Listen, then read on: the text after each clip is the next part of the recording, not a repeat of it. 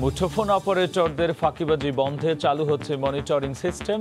বন্ধ হবে গ্রাহকের অজান্তে টাকা কাটা, কমবে কল ড্রপ, বাড়বে ইন্টারনেটের। এবং অক্সফোর্ডের টিকা নেয়ার পর রক্ত জমাট বাঁধার প্রমাণ মেলেনি, জানালো বিশ্ব স্বাস্থ্য সংস্থা। স্থগিত করা দেশগুলোতে ভ্যাকসিন কর্মসূচি চালিয়ে যাওয়ার পরামর্শ।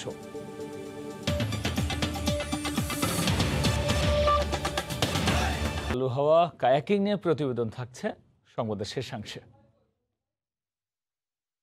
করোনা সংক্রমণ বাড়তে থাকলে শিক্ষা প্রতিষ্ঠান খোলার তারিখ পেছাতে পারে বলে জানিয়েছেন শিক্ষামন্ত্রী দীপু মনি। রাজধানীর সেগুনবাগিচা একটি অনুষ্ঠান শেষে সাংবাদিকদের প্রশ্নের জবাবে তিনি একথা জানান।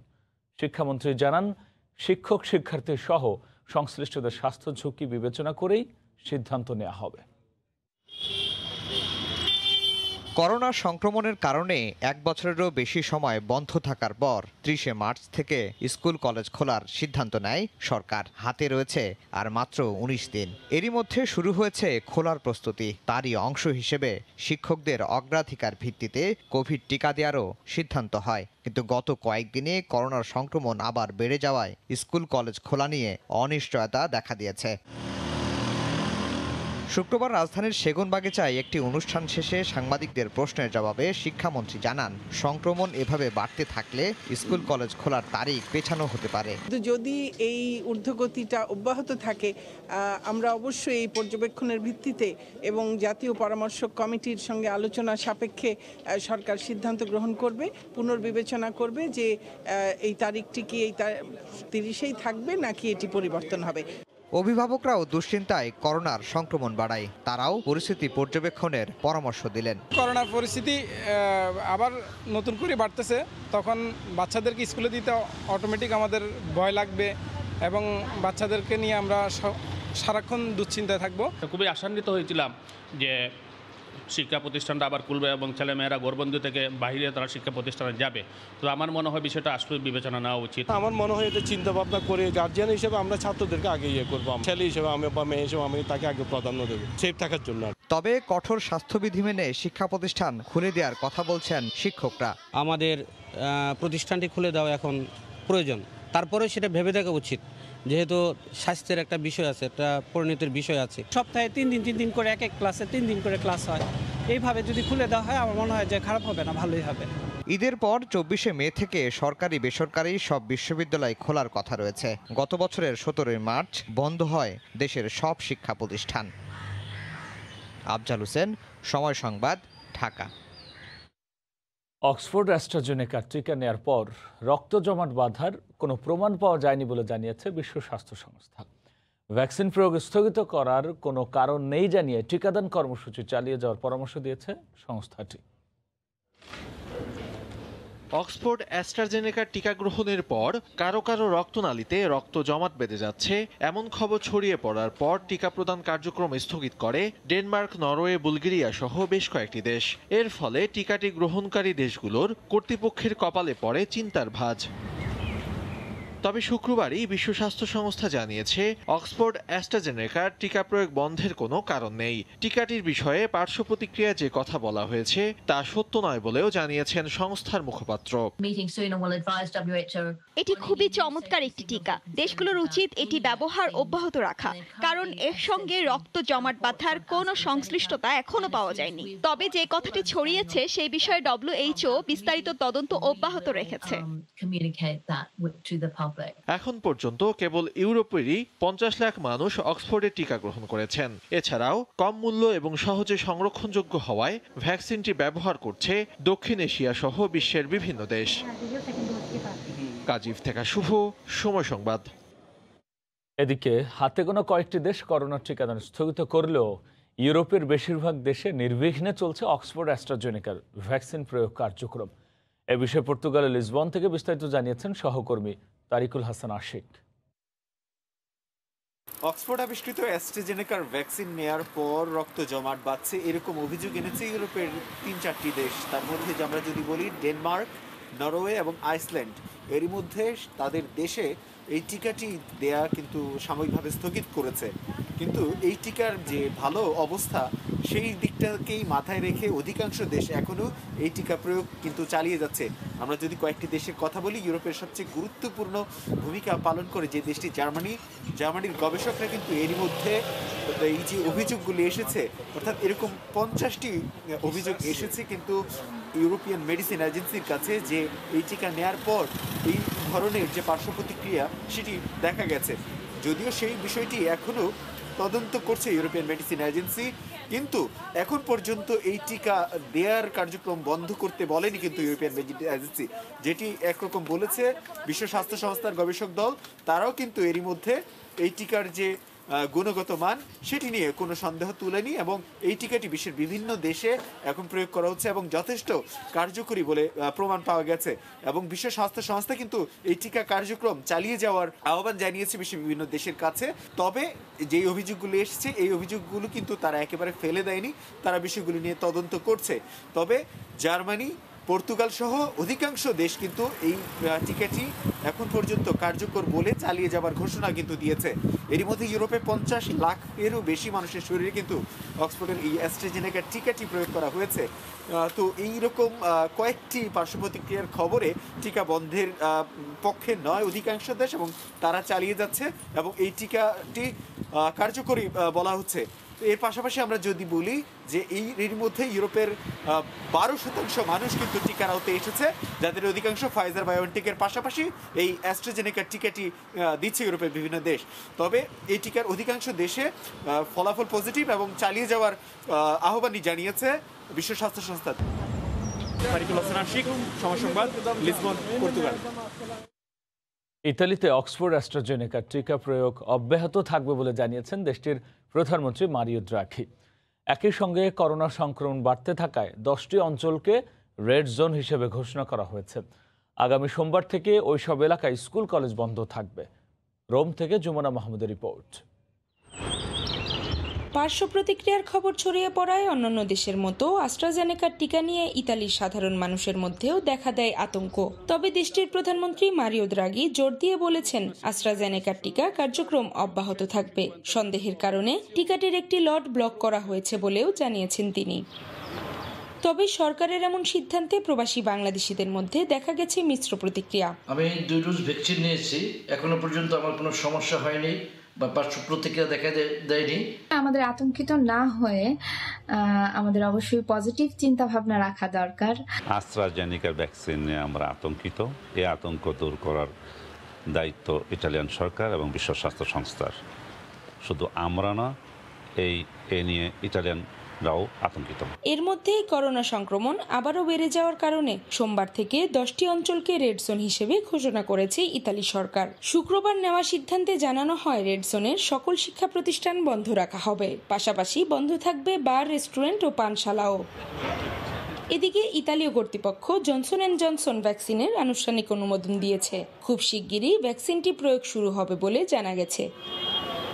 জুমানা মাহমুদ, সময় সংবাদ, রোম, ইতালি।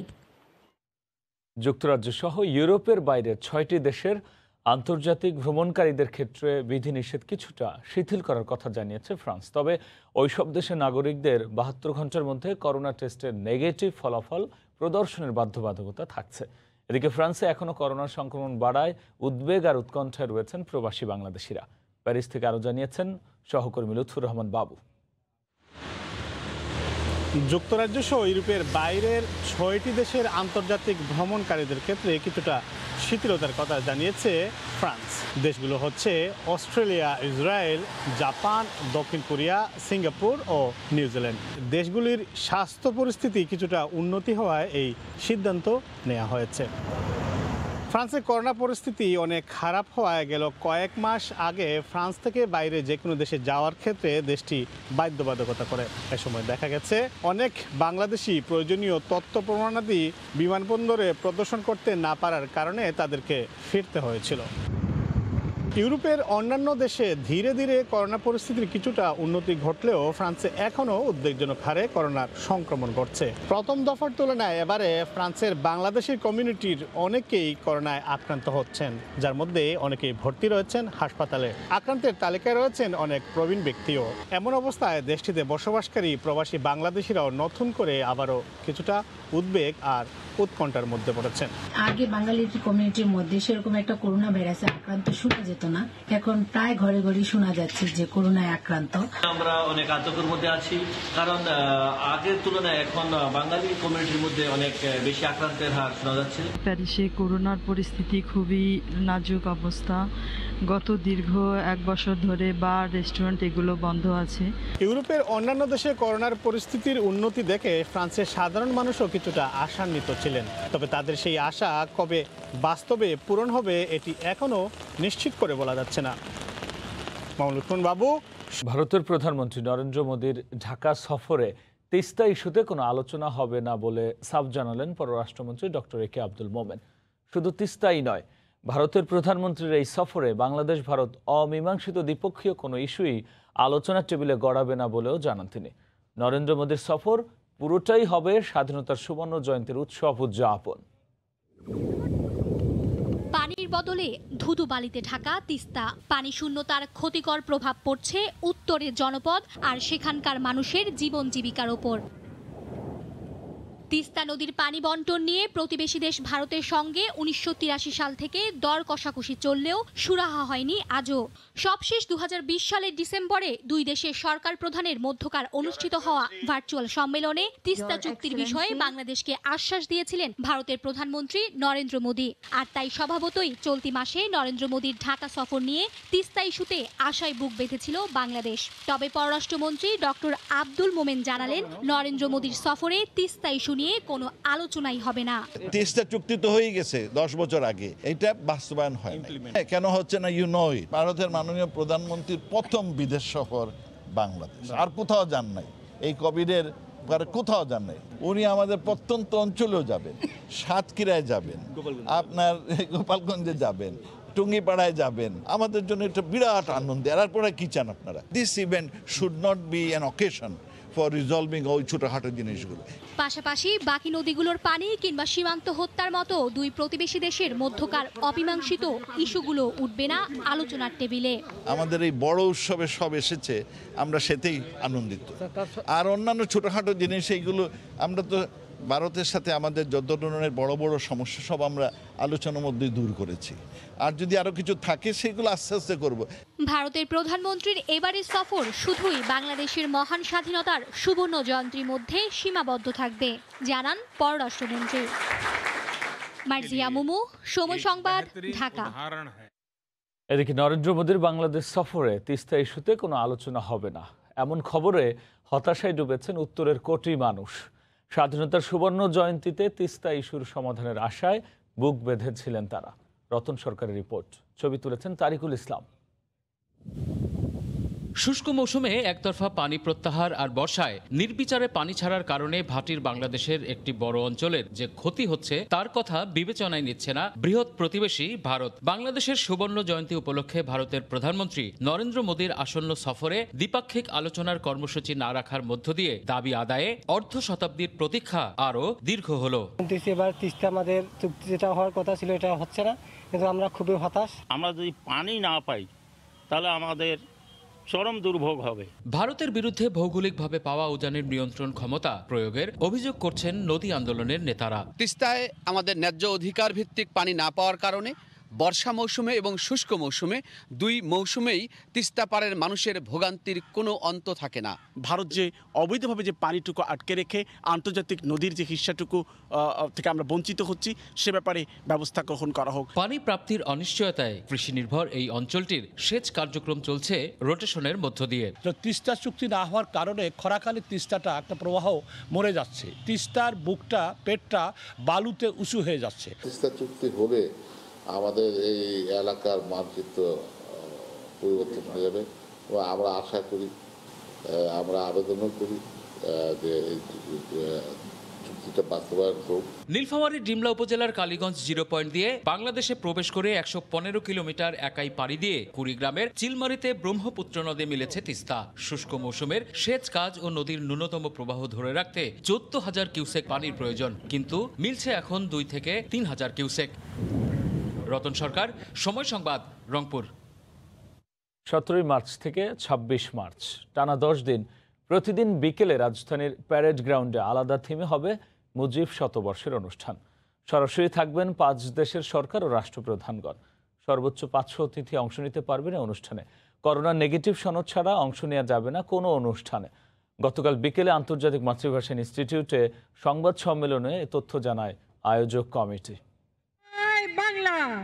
কথা ছিল 1 বছর আগেই সাড়ম্বরে জাতি উদযাপন করবে স্বাধীন দেশের স্থপতি বঙ্গবন্ধু শেখ মুজিবুর রহমানের জন্মশতবার্ষিকী। সব ঠিক থাকলেও মহামারীর বাস্তবতায় রেকর্ডেড অনুষ্ঠানের মাধ্যমে ভার্চুয়াল আনুষ্ঠানিকতায় সীমাবদ্ধ ছিল এই আয়োজন। অবশেষে নিয়ন্ত্রিত করোনা পরিস্থিতি বিবেচনায় নিয়ে 17 মার্চ থেকে 26 মার্চ পর্যন্ত টানা 10 দিনের অনুষ্ঠানমালা শুরু করতে যাচ্ছে সরকার। শুক্রবার বিকেলে আন্তর্জাতিক মাতৃভাষা ইনস্টিটিউটে এ নিয়ে সংবাদ সম্মেলনের আয়োজন করে মুজিব শতবর্ষ উদযাপন জাতীয় বাস্তবায়ন কমিটি। জানানো হয় 10 দিনে ভিন্ন ভিন্ন থিমে হবে অনুষ্ঠান। জাতির পিতাকে সম্মান জানাতে তার জীবনী নির্ভর কর্মকাণ্ডে মুজিব চিরন্তন শিরোনামে 5 দিন সরাসরি ও বাকি দিনগুলোতে জাতীয় প্যারেড গ্রাউন্ড থেকে ভার্চুয়ালি এই অনুষ্ঠান পরিবেশিত হবে বলে জানান এই আয়োজনের প্রধান সমন্বয়ক। যেদিন কোনো ফিজিক্যালি উপস্থিত থাকবেন না বাইরের কোনো রাষ্ট্রপ্রধান বা আমাদের মাননীয় প্রধানমন্ত্রী, তো সেদিনের প্রোগ্রামটা আমরা আসলে সরাসরি সেখান থেকে আমরা একটা রেকর্ডেড আকারে আসলে সম্প্রচার করব। জানা গেছে 17 মার্চ থেকে 26 মার্চ পর্যন্ত 5 দেশের সরকার ও রাষ্ট্রপ্রধানগণ সশরীরে উপস্থিত থাকবেন আয়োজনে। 17 মার্চ মালদ্বীপের প্রেসিডেন্ট, 19 মার্চ শ্রীলঙ্কার প্রধানমন্ত্রী, 22 মার্চ নেপালের রাষ্ট্রপতি, 24 মার্চ ভুটানের প্রধানমন্ত্রী এবং 26 মার্চ ভারতের প্রধানমন্ত্রী উপস্থিত থাকবেন। এছাড়া ভিডিও বার্তা দেবেন ফ্রান্স, কানাডা, জাপান সহ বিভিন্ন দেশের প্রধানমন্ত্রীরা। তো এবারে আমরা সবাইকে সম্পৃক্ত করব, কিন্তু সেই সম্পৃক্তটা হবে সারা বাংলাদেশে, কিন্তু এলইডি বা অন্যান্য মাধ্যমে মানুষ দেখতে পারবে, টেলিভিশনে দেখতে পারবে, অন্যান্য মাধ্যমে দেখতে পারবে এবং সোশ্যাল মিডিয়াগুলোতে আমরা সেভাবে সম্প্রচার করব। অনুষ্ঠানস্থলে সর্বোচ্চ 500 অতিথি উপস্থিত থাকবেন জানিয়ে আয়োজকরা জানান 26 মার্চ উন্মোচন করা হবে স্বাধীনতার সুবর্ণ জয়ন্তীর লোগো। সুবর্ণ জয়ন্তীর লোগো উন্মোচন হবে। আমরা চেষ্টাও করছি যে সুবর্ণ জয়ন্তীর একটা থিম সং তৈরি করতে, এবং আমি আশা করছি যে সেটিও হয়তো সেদিন পরিবেশিত হবে। মহামারীর সতর্কতায় অনুষ্ঠানে অংশ নিতে সবাইকে কোভিড-19 নেগেটিভ সনদ নিয়ে অনুষ্ঠান স্থলে উপস্থিত থাকার বাধ্যবাধকতার কথাও উল্লেখ করেন আয়োজকরা। প্রত্যেককে কোভিড টেস্ট করে যেতে হবে। দেবাশিস রায়, সময় সংবাদ, ঢাকা। নির্দলীয় সরকারের অধীনে নির্বাচনের দাবিতে সবাইকে ঐক্যবদ্ধ হওয়ার আহ্বান জানিয়েছেন বিএনপির মহাসচিব মির্জা ফখরুল ইসলাম আলমগীর। গতকাল রাজধানীতে কৃষক দলের 4র্থ সম্মেলনে তিনি এই আহ্বান জানান। বর্তমান সরকার আইন শৃঙ্খলা রক্ষা বাহিনীকে ঢাল হিসেবে ব্যবহার করে ক্ষমতায় টিকে আছে বলে মন্তব্য করেন বিএনপি মহাসচিব। এই সরকার লুটেরা সরকারে পরিণত হয়েছে। বিনা ভোটে তো নির্বাচিত হয়েছেই, নিজেদেরকে ঘোষণা করেছে নির্বাচিত। জোর করে বন্দুকের জোরে রাষ্ট্রযন্ত্রকে ব্যবহার করে তারা ক্ষমতায় টিকে আছে। রাষ্ট্র পরিচালনায় ব্যর্থ লুটেরা আওয়ামী লীগ সরকারকে পদত্যাগ করে অবিলম্বে তাদেরকে নিরপেক্ষ সরকারের হাতে ক্ষমতা হস্তান্তর করতে হবে। এদিকে বিএনপি নির্দলীয় সরকারের দাবিকে অবান্তর বলে মন্তব্য করেছেন আওয়ামী লীগ সাধারণ সম্পাদক ওবায়দুল কাদের। গতকাল তার সরকারি বাসভবন থেকে অনলাইন ব্রিফিংয়ে তিনি কথা বলেন। ওবায়দুল কাদের বলেন, বিএনপি এখন জোচ্ছই কোনো ইস্যু না পেয়ে ঠুনকো ইস্যুতে মাঠ গরম করার অপচেষ্টা করছে।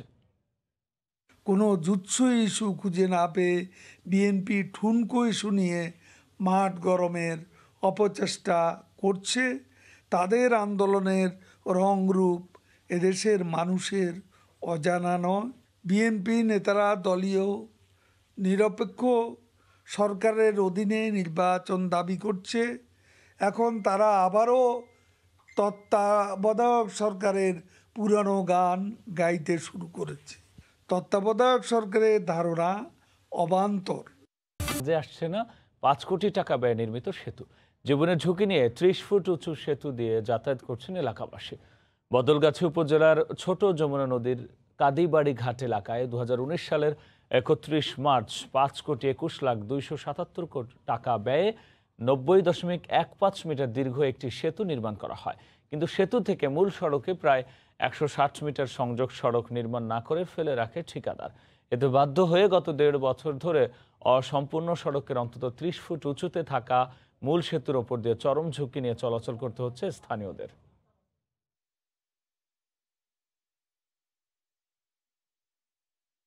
অনেক কোটি টাকার ব্রিজ হয়েছে, কিন্তু আসলে আমরা চলাচল করি খুব কষ্টের মধ্যে থাকি। আমরা ব্রিজটা 2 বছর আছে, 2.5 বছরের মধ্যে ব্রিজটা রাস্তা হওয়ার কথা, সেই রাস্তাটা হচ্ছে না। এই ব্রিজটা করার পূর্বেই এই জমিটা আপনার অধিগ্রহণ করা উচিত ছিল।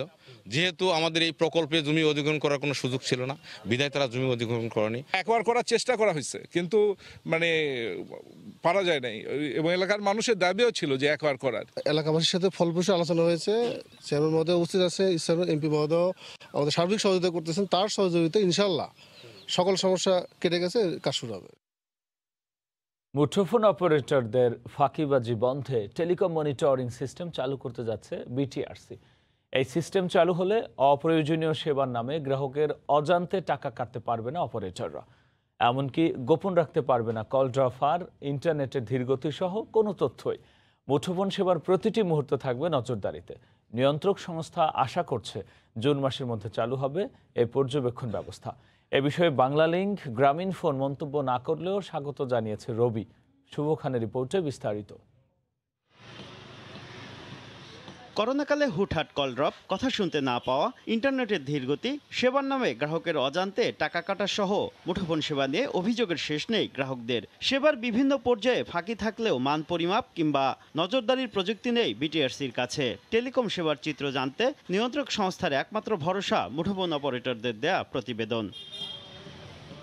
এসব সমস্যা দূর করতে টেলিকম মনিটরিং সিস্টেম স্থাপন করতে যাচ্ছে নিয়ন্ত্রক সংস্থা। এই নজরদারি ব্যবস্থার দুটি অংশ রয়েছে। একটি বিটিআরসিতে স্থাপিত মনিটরিং এবং তথ্য ব্যবস্থাপনা করবে, অন্য অংশটি মুঠোফোন অপারেটরদের বিভিন্ন নেটওয়ার্ক পয়েন্টে যুক্ত থাকবে, যা প্রয়োজনীয় তথ্য সংগ্রহ করে বিটিআরসিতে পাঠাবে। এছাড়া অপারেটররা যেসব সেবা বা প্যাকেজের মূল্য বাস্তবায়ন করছে তাতে বিটিআরসির অনুমোদন আছে কিনা তাও যাচাই করা যাবে। তবে এই প্রযুক্তি ক্রয় প্রক্রিয়া সম্পর্কে বিস্তারিত জানায়নি নিয়ন্ত্রক সংস্থা। বা যে কারণে যাওয়ার কথা সেটার টাকা দেখা যায় তার চেয়ে অনেক বেশি, এটা সাবস্ক্রাইবের ঠিক হিসাব পাচ্ছে না। তো এসব ক্ষেত্রে এগুলো ভালো ভূমিকা রাখবে। টিএমএস সিস্টেমের বিষয়ে যোগাযোগ করলেও মন্তব্য করতে রাজি হয়নি বাংলালিংক, সাড়া দেয়নি গ্রামীণ ফোনও। তবে এই উদ্যোগকে ইতিবাচক বলছে রবি। আমরা অবশ্যই ওয়েলকাম করি। আমরা মনে করি যে এটার মাধ্যমে আমাদের ইন্ডাস্ট্রির উপর ট্রাস্টটা বাড়বে। আমাদেরও যদি কোনো ভুল ত্রুটি থাকে সেক্ষেত্রে অবশ্যই আমাদের শোধরানোর জায়গা থাকবে। বিটিআরসি বলছে প্রাথমিকভাবে এই সিস্টেমে মুঠোফোন অপারেটররা যুক্ত হবে, পরে অন্যান্য অপারেটর আইজিডব্লিউ, আইআইজি, আইসিএক্সকে এই সিস্টেমে যুক্ত করা হবে। শুভ খান, সময় সংবাদ, ঢাকা। বিশ্বের সবচেয়ে বড় এবং অত্যাধুনিক ফ্লেয়ার মিল চালু হলো বাংলাদেশে। নারায়ণগঞ্জে দেশের অন্যতম বৃহৎ শিল্পগোষ্ঠী সিটি গ্রুপের মালিকানাধীন সিটি ইকোনমিক জোনে স্থাপন করা হয়েছে সম্পূর্ণ স্বয়ংক্রিয় এ কারখানা, যেখানে কাঁচামাল থেকে পণ্য উৎপাদন ও গাড়িতে বোঝাই পর্যন্ত কোনো পর্যায়ে লাগবে না হাতের স্পর্শ। ঢাকা সিলেট মহাসড়ক থেকে মাত্র 2 কিলোমিটার ভেতরে নারায়ণগঞ্জের শীতলক্ষ্যা নদীর তীরে দেশের ষষ্ঠ বেসরকারি সিটি ইকোনমিক জোনের যাত্রা শুরু হয় 2019 সালের এপ্রিলে। উদ্বোধনের 2 বছর না পেরোতেই এই ইকোনমিক জোনে বিশ্বের সবচেয়ে বড় স্বয়ংক্রিয় ফ্লাওয়ার মিল চালু করল ভোগ্যপণ্য প্রস্তুতকারী অন্যতম বৃহৎ শিল্পগোষ্ঠী সিটি গ্রুপ। কর্তৃপক্ষ জানিয়েছে অত্যাধুনিক এই কারখানার যাবতীয় যন্ত্রাংশ আনা হয়েছে সুইজারল্যান্ডের বিখ্যাত প্রতিষ্ঠান বুলার থেকে। এখানে গম থেকে পাথর কিংবা লোহা জাতীয় উপাদান আলাদা করা হয় স্বয়ংক্রিয় মেশিনে। গমের চেয়ে বড় কিংবা ছোট দানা বাছাই করতে রয়েছে ভেগা সেপারেটর মেশিন। গমে ভুট্টা, সয়াবিন, ডাবলের মিশ্রণ শনাক্ত করছে 30টি ক্যামেরা সম্বলিত কালার সটার। গমের পুষ্টিগুণ পরিমাপের জন্য রয়েছে এনআইআর মেশিন। হাতের স্পর্শ ছাড়া এসব প্রক্রিয়া সম্পন্ন করার পরই ক্র্যাশিংয়ে পাঠানো হয় গম। আমরা সবসময় চাই আমাদের দেশের জনগণের সবচেয়ে ভালো উন্নত মানের পণ্যটা তাদের হাতে পৌঁছে দেওয়ার জন্য। তো আমরা চেষ্টা করছি এবং চেষ্টা করে যাব। কারখানার ভেতরে পরিষ্কার পরিচ্ছন্ন রাখার জন্য রয়েছে অটোমেশন হাউসকিপিং সিস্টেম। মেঝেতে ময়লা পড়ার সাথে সাথে স্বয়ংক্রিয়ভাবে টেনে নেবে এই মেশিন। কারখানা পরিদর্শনে গিয়ে মুগ্ধ আগত অতিথিরাও। সিটি গ্রুপ একের পর এক শিল্প করছে, সেগুলো একইভাবে সাফল্যমণ্ডিত হবে। নতুন এমপ্লয়মেন্ট জেনারেশন হবে, দেশের জন্য সাশ্রয় মূল্যে আপনার ময়দা পাওয়া যাবে। সিটি গ্রুপের সাথে এইচএসবিসি বাংলাদেশের সম্পর্ক 20 বছরের একটু অধিক। এই 20 বছর অধিকে আমি তার কোনো পাওনা পরিশোধে একদিন দেরি দেখিনি। কারখানাটিতে অন্তত 600 নারী কর্মী কাজের সুযোগ পাচ্ছে বলে জানিয়েছে সিটি গ্রুপ। প্রধানমন্ত্রীর নির্দেশে আজকে 100 ইকোনমি জোন বাংলাদেশে বিভিন্ন জায়গায় স্থাপন হবে, কর্মসংস্থান হবে, শিল্পনগরী গড়ে তুলবে। ওর একটা অংশে আমরা আছি। করোনাকালে বড় বিনিয়োগের জন্য সিটি গ্রুপকে ধন্যবাদ জানান বেজার নির্বাহী চেয়ারম্যান এবং বস্ত্র ও পাট মন্ত্রী। ভবিষ্যৎ যে দূরদর্শিতা সেটাকে আবার প্রমাণ করলো যে করোনার মধ্যেও এই ধরনের ইন্ডাস্ট্রি উৎপাদনে আসতে পারে। বাংলাদেশ যে উন্নত বিশ্বে যাবে 41 সালে, সেই 41 সালে এগিয়ে যাওয়ার জন্য এগুলিই পাথেয়। প্রায় 78 একর জায়গার উপর স্থাপিত সিটি ইকোনমিক জোনে ভোজ্য তেল, আটা, ময়দা, সুজি সহ বিভিন্ন ভোগ্যপণ্য উৎপাদিত হচ্ছে। শুভ খান, সময় সংবাদ, নারায়ণগঞ্জ। ভোরের সময় আরও থাকছে। গ্লুকোমায় চিরতরে অন্ধ হয়ে গেছেন প্রায় 2.5 লাখ মানুষ, ঝুঁকিতে 30 লাখ। নিয়মিত পরীক্ষা ও সচেতনতা সৃষ্টির মাধ্যমে প্রতিরোধ সম্ভব, মত বিশেষজ্ঞদের।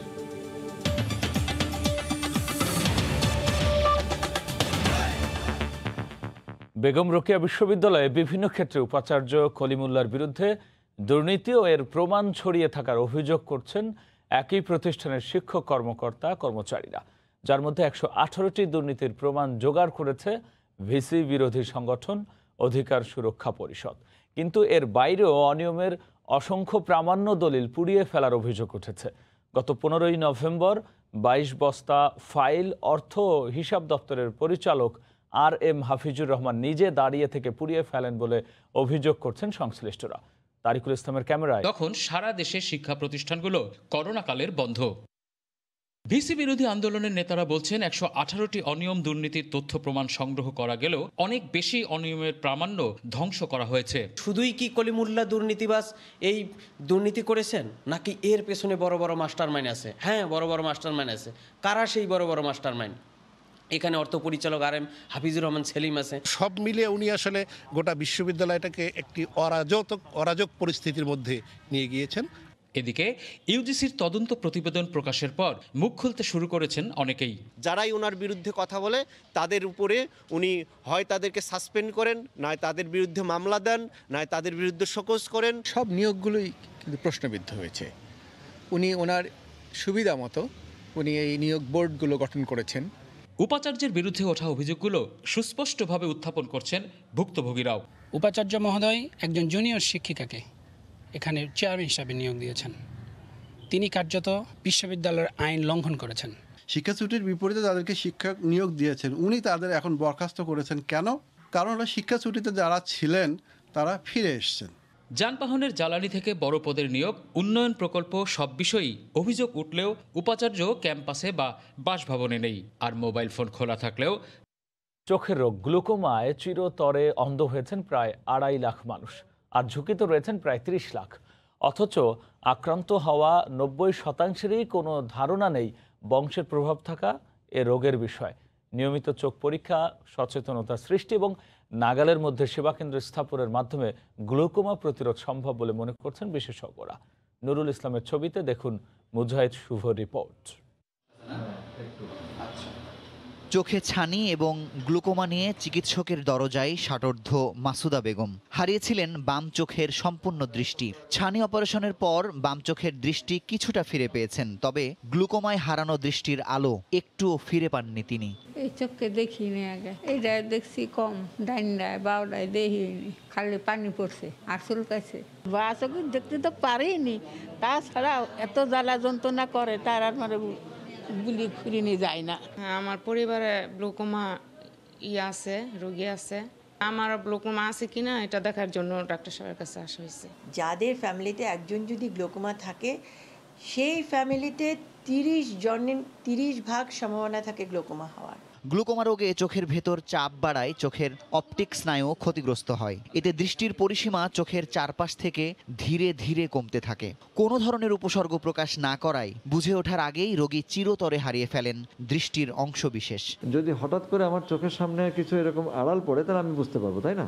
কিন্তু গ্লুকোমার সামনের অংশে ভালো থাকে, পাশ থেকে আস্তে আস্তে কমতে থাকে, ফলে পেশেন্ট অ্যাওয়ারনেস হয় না, মনে হয় যে না দেখতে তো পাচ্ছি, আকাশে চাঁদও দেখতে পাচ্ছে সে, কিন্তু পাশের জনকে দেখতে পায় না। এইভাবে কমতে কমতে কমতে একসময় এরকম সরু জায়গা হয়ে যায়, এই সরু নলের ভিতর থেকে দেখার মতো, তখন হচ্ছে পেশেন্ট বুঝতে পারে যে আমি কম দেখছি। সবচেয়ে ভয়ের খবর হলো আক্রান্ত হওয়া 90% মানুষের গ্লুকোমা সম্পর্কে কোনো ধারণাই নেই। তাই চোখের যে কোনো সমস্যায় হাসপাতালে আসা রোগীদের সচেতন করার পাশাপাশি সন্দেহভাজনদের গ্লুকোমা পরীক্ষার আহ্বান বিশেষজ্ঞদের। মাঝে মাঝে মনে হচ্ছে যে মাথা ব্যথা হচ্ছে, চাপ চাপ ব্যথা লাগে, চোখে একটা ডিসকমফোর্ট লাগে, বারে বারে চশমা চেঞ্জ করছেন কিন্তু you are not at all comfortable. ডাক্তারও বুঝে যাবে যে এটা গ্লোকোমার মতো একটা সিমটম। পৃথিবীব্যাপী নীরব অন্ধত্বের অন্যতম প্রধান কারণ গ্লুকোমা। গ্লুকোমায় হারানো দৃষ্টি কোনো চিকিৎসাতেই ফিরে আসে না। তাই 40-এর বেশি বয়সীদের জীবনে অন্তত একবার চোখের গ্লুকোমা পরীক্ষার জোর তাগিদ বিশেষজ্ঞদের। মুজাহিদ শুভ, সময় সংবাদ, ঢাকা। পটুয়াখালী কলাপাড়ায় বিদ্যুৎ কেন্দ্র নির্মাণে জমি অধিগ্রহণে ক্ষতিপূরণের দাবিতে মানববন্ধন করেছেন ক্ষতিগ্রস্তরা। গতকাল সকালে ধানখালী ইউনিয়নের লোন্দা গ্রামে প্রকল্প এলাকায় মানববন্ধন করেন ক্ষতিগ্রস্ত 20টি পরিবারের সদস্যরা। তাদের অভিযোগ, রুরাল পাওয়ার কোম্পানির অধীনে নির্মাণাধীন বিদ্যুৎ কেন্দ্রের জন্য অধিগ্রহণকৃত জমির দাম পরিশোধ করলেও বসতঘর, ফলদ বৃক্ষ ও পুকুরের ক্ষতিপূরণ দেয়নি কর্তৃপক্ষ। এ ব্যাপারে জেলা প্রশাসন গঠিত তদন্ত কমিটির সিদ্ধান্তের আগেই জোরপূর্বক উচ্ছেদ করা হচ্ছে বলে অভিযোগ ক্ষতিগ্রস্তদের।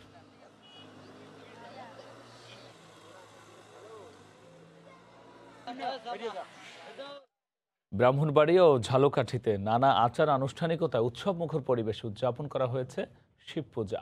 এই উপলক্ষে মন্দিরে মন্দিরে নামে ভক্তদের ঢল। ব্রাহ্মণবাড়িয়া শহরের মেড্রা এলাকায় 300 বছরের প্রাচীনকাল ভৈরব মন্দিরে গতকাল দিনব্যাপী বার্ষিক উৎসব হয়।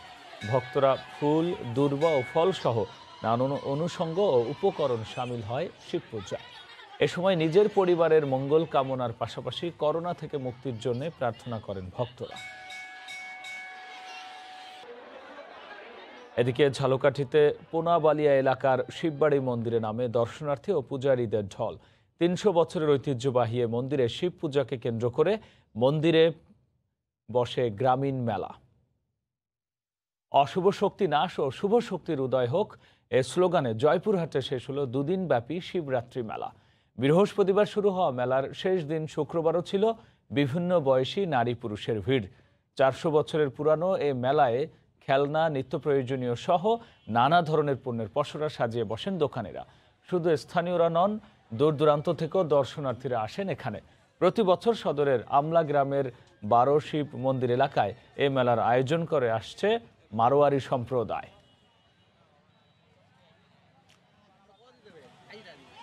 ওঠার পর আবার কমতে শুরু করেছে।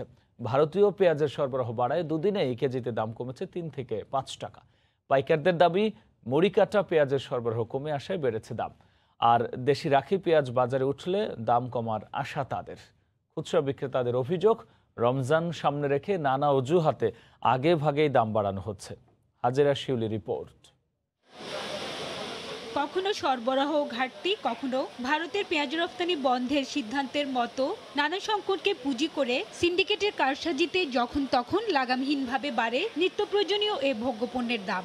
ঘাটতি নিরসনে দেশি মুড়িকাটা পেঁয়াজের ব্যাপক আবাদের পাশাপাশি চীন, তুরস্ক ও মিশর থেকে আমদানিতে গেল নভেম্বর থেকে বাজার স্থিতিশীল হয়। দাম কমে 25 থেকে 30 টাকায় থাকে। কিন্তু এক সপ্তাহের ব্যবধানে হঠাৎ করে ঝাঁঝ বাড়ে পেঁয়াজের। দাম বেড়ে পাইকারিতে প্রতি কেজি 46 থেকে 48 ও খুচরা পর্যায়ে বিক্রি করা হয় 50 থেকে 55 টাকায়। আড়তদারদের দাবি, মুড়িকাটার মৌসুম শেষ হলেও রাখি বা হালি পেঁয়াজ পুরো দামে বাজারে না আসায় দাম বাড়ার কারণ। 10 দিন আগে এক পালা নিলাম 150 টাকা, 30 টাকা করে, আর আজকে নিলাম 210 টাকা। গত সপ্তাহে আপনার দাম ছিল 35-36 টাকা কেজি, আর এই সপ্তাহে আপনার 42 থেকে 44 টাকা। মুড়িকাটা পেঁয়াজটা তো সিজন শেষ, সেজন্য আর কি এখন শর্ট আছে একটু মাল। এখন আবার ওই যে আলি পেঁয়াজটা আসতেছে, আলি পেঁয়াজটা আসলে আপনি কমে যাবে দাম। এদিকে 1 মাসের বেশি সময় বন্ধ থাকার পর ভারতীয় পেঁয়াজ আমদানি শুরু হওয়ায় দাম পড়ছে। শ্যামবাজারে পাইকারি আড়তে 3 থেকে 5 টাকা কমে প্রতি কেজি দেশি পেঁয়াজ 35 থেকে 37 টাকা এবং কারওয়ান বাজারে 42 থেকে 44 টাকায় বিক্রি হচ্ছে। দেশি রাখি পেঁয়াজের সরবরাহ বাড়লে দাম আরও কমার প্রত্যাশা পাইকারি বিক্রেতাদের। গভর্নমেন্টের ওই আইপি বন্ধ করে দেওয়ার জন্য মূলত দামটা বাড়ছে। ইন্ডিয়ান পেঁয়াজ কিছু কিছু আসছে, সপ্তাহে আমাদের 10 টাকা বেড়ে গেছিল, এখন আবার কালকের থেকে আজ 5 টাকা কম, এখন কমার সম্ভাবনা বেশি। যদিও খুচরা বিক্রেতারা বলছেন মোকামে পেঁয়াজের কমতি না থাকলেও নানা অজুহাতে দাম বাড়ানো হয়।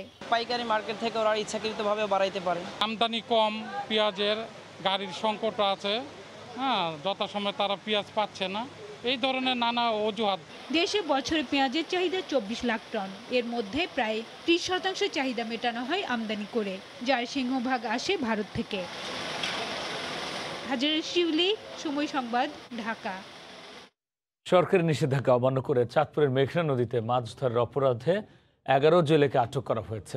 নৌপুলিশ জানায়, অভয়াশ্রমে মাছ শিকারে সরকারি নিষেধাজ্ঞা কার্যকরে ভোরে জেলার হরিণাঘাট নৌপুলিশ ফাঁড়ির সদস্যরা মেঘনা নদীতে অভিযান চালায়। এ সময় অবৈধভাবে মাছ ধরার কারণে 11 জেলেকে আটক করা হয়। জব্দ করা হয় ইঞ্জিন চালিত 2টি নৌকা, 50,000 মিটার কারেন্ট জাল ও বেশ কিছু জাটকা। পরে আটক জেলেদের বিরুদ্ধে মৎস্য সংরক্ষণ আইনে মামলা দিয়ে কারাগারে পাঠানো হয়।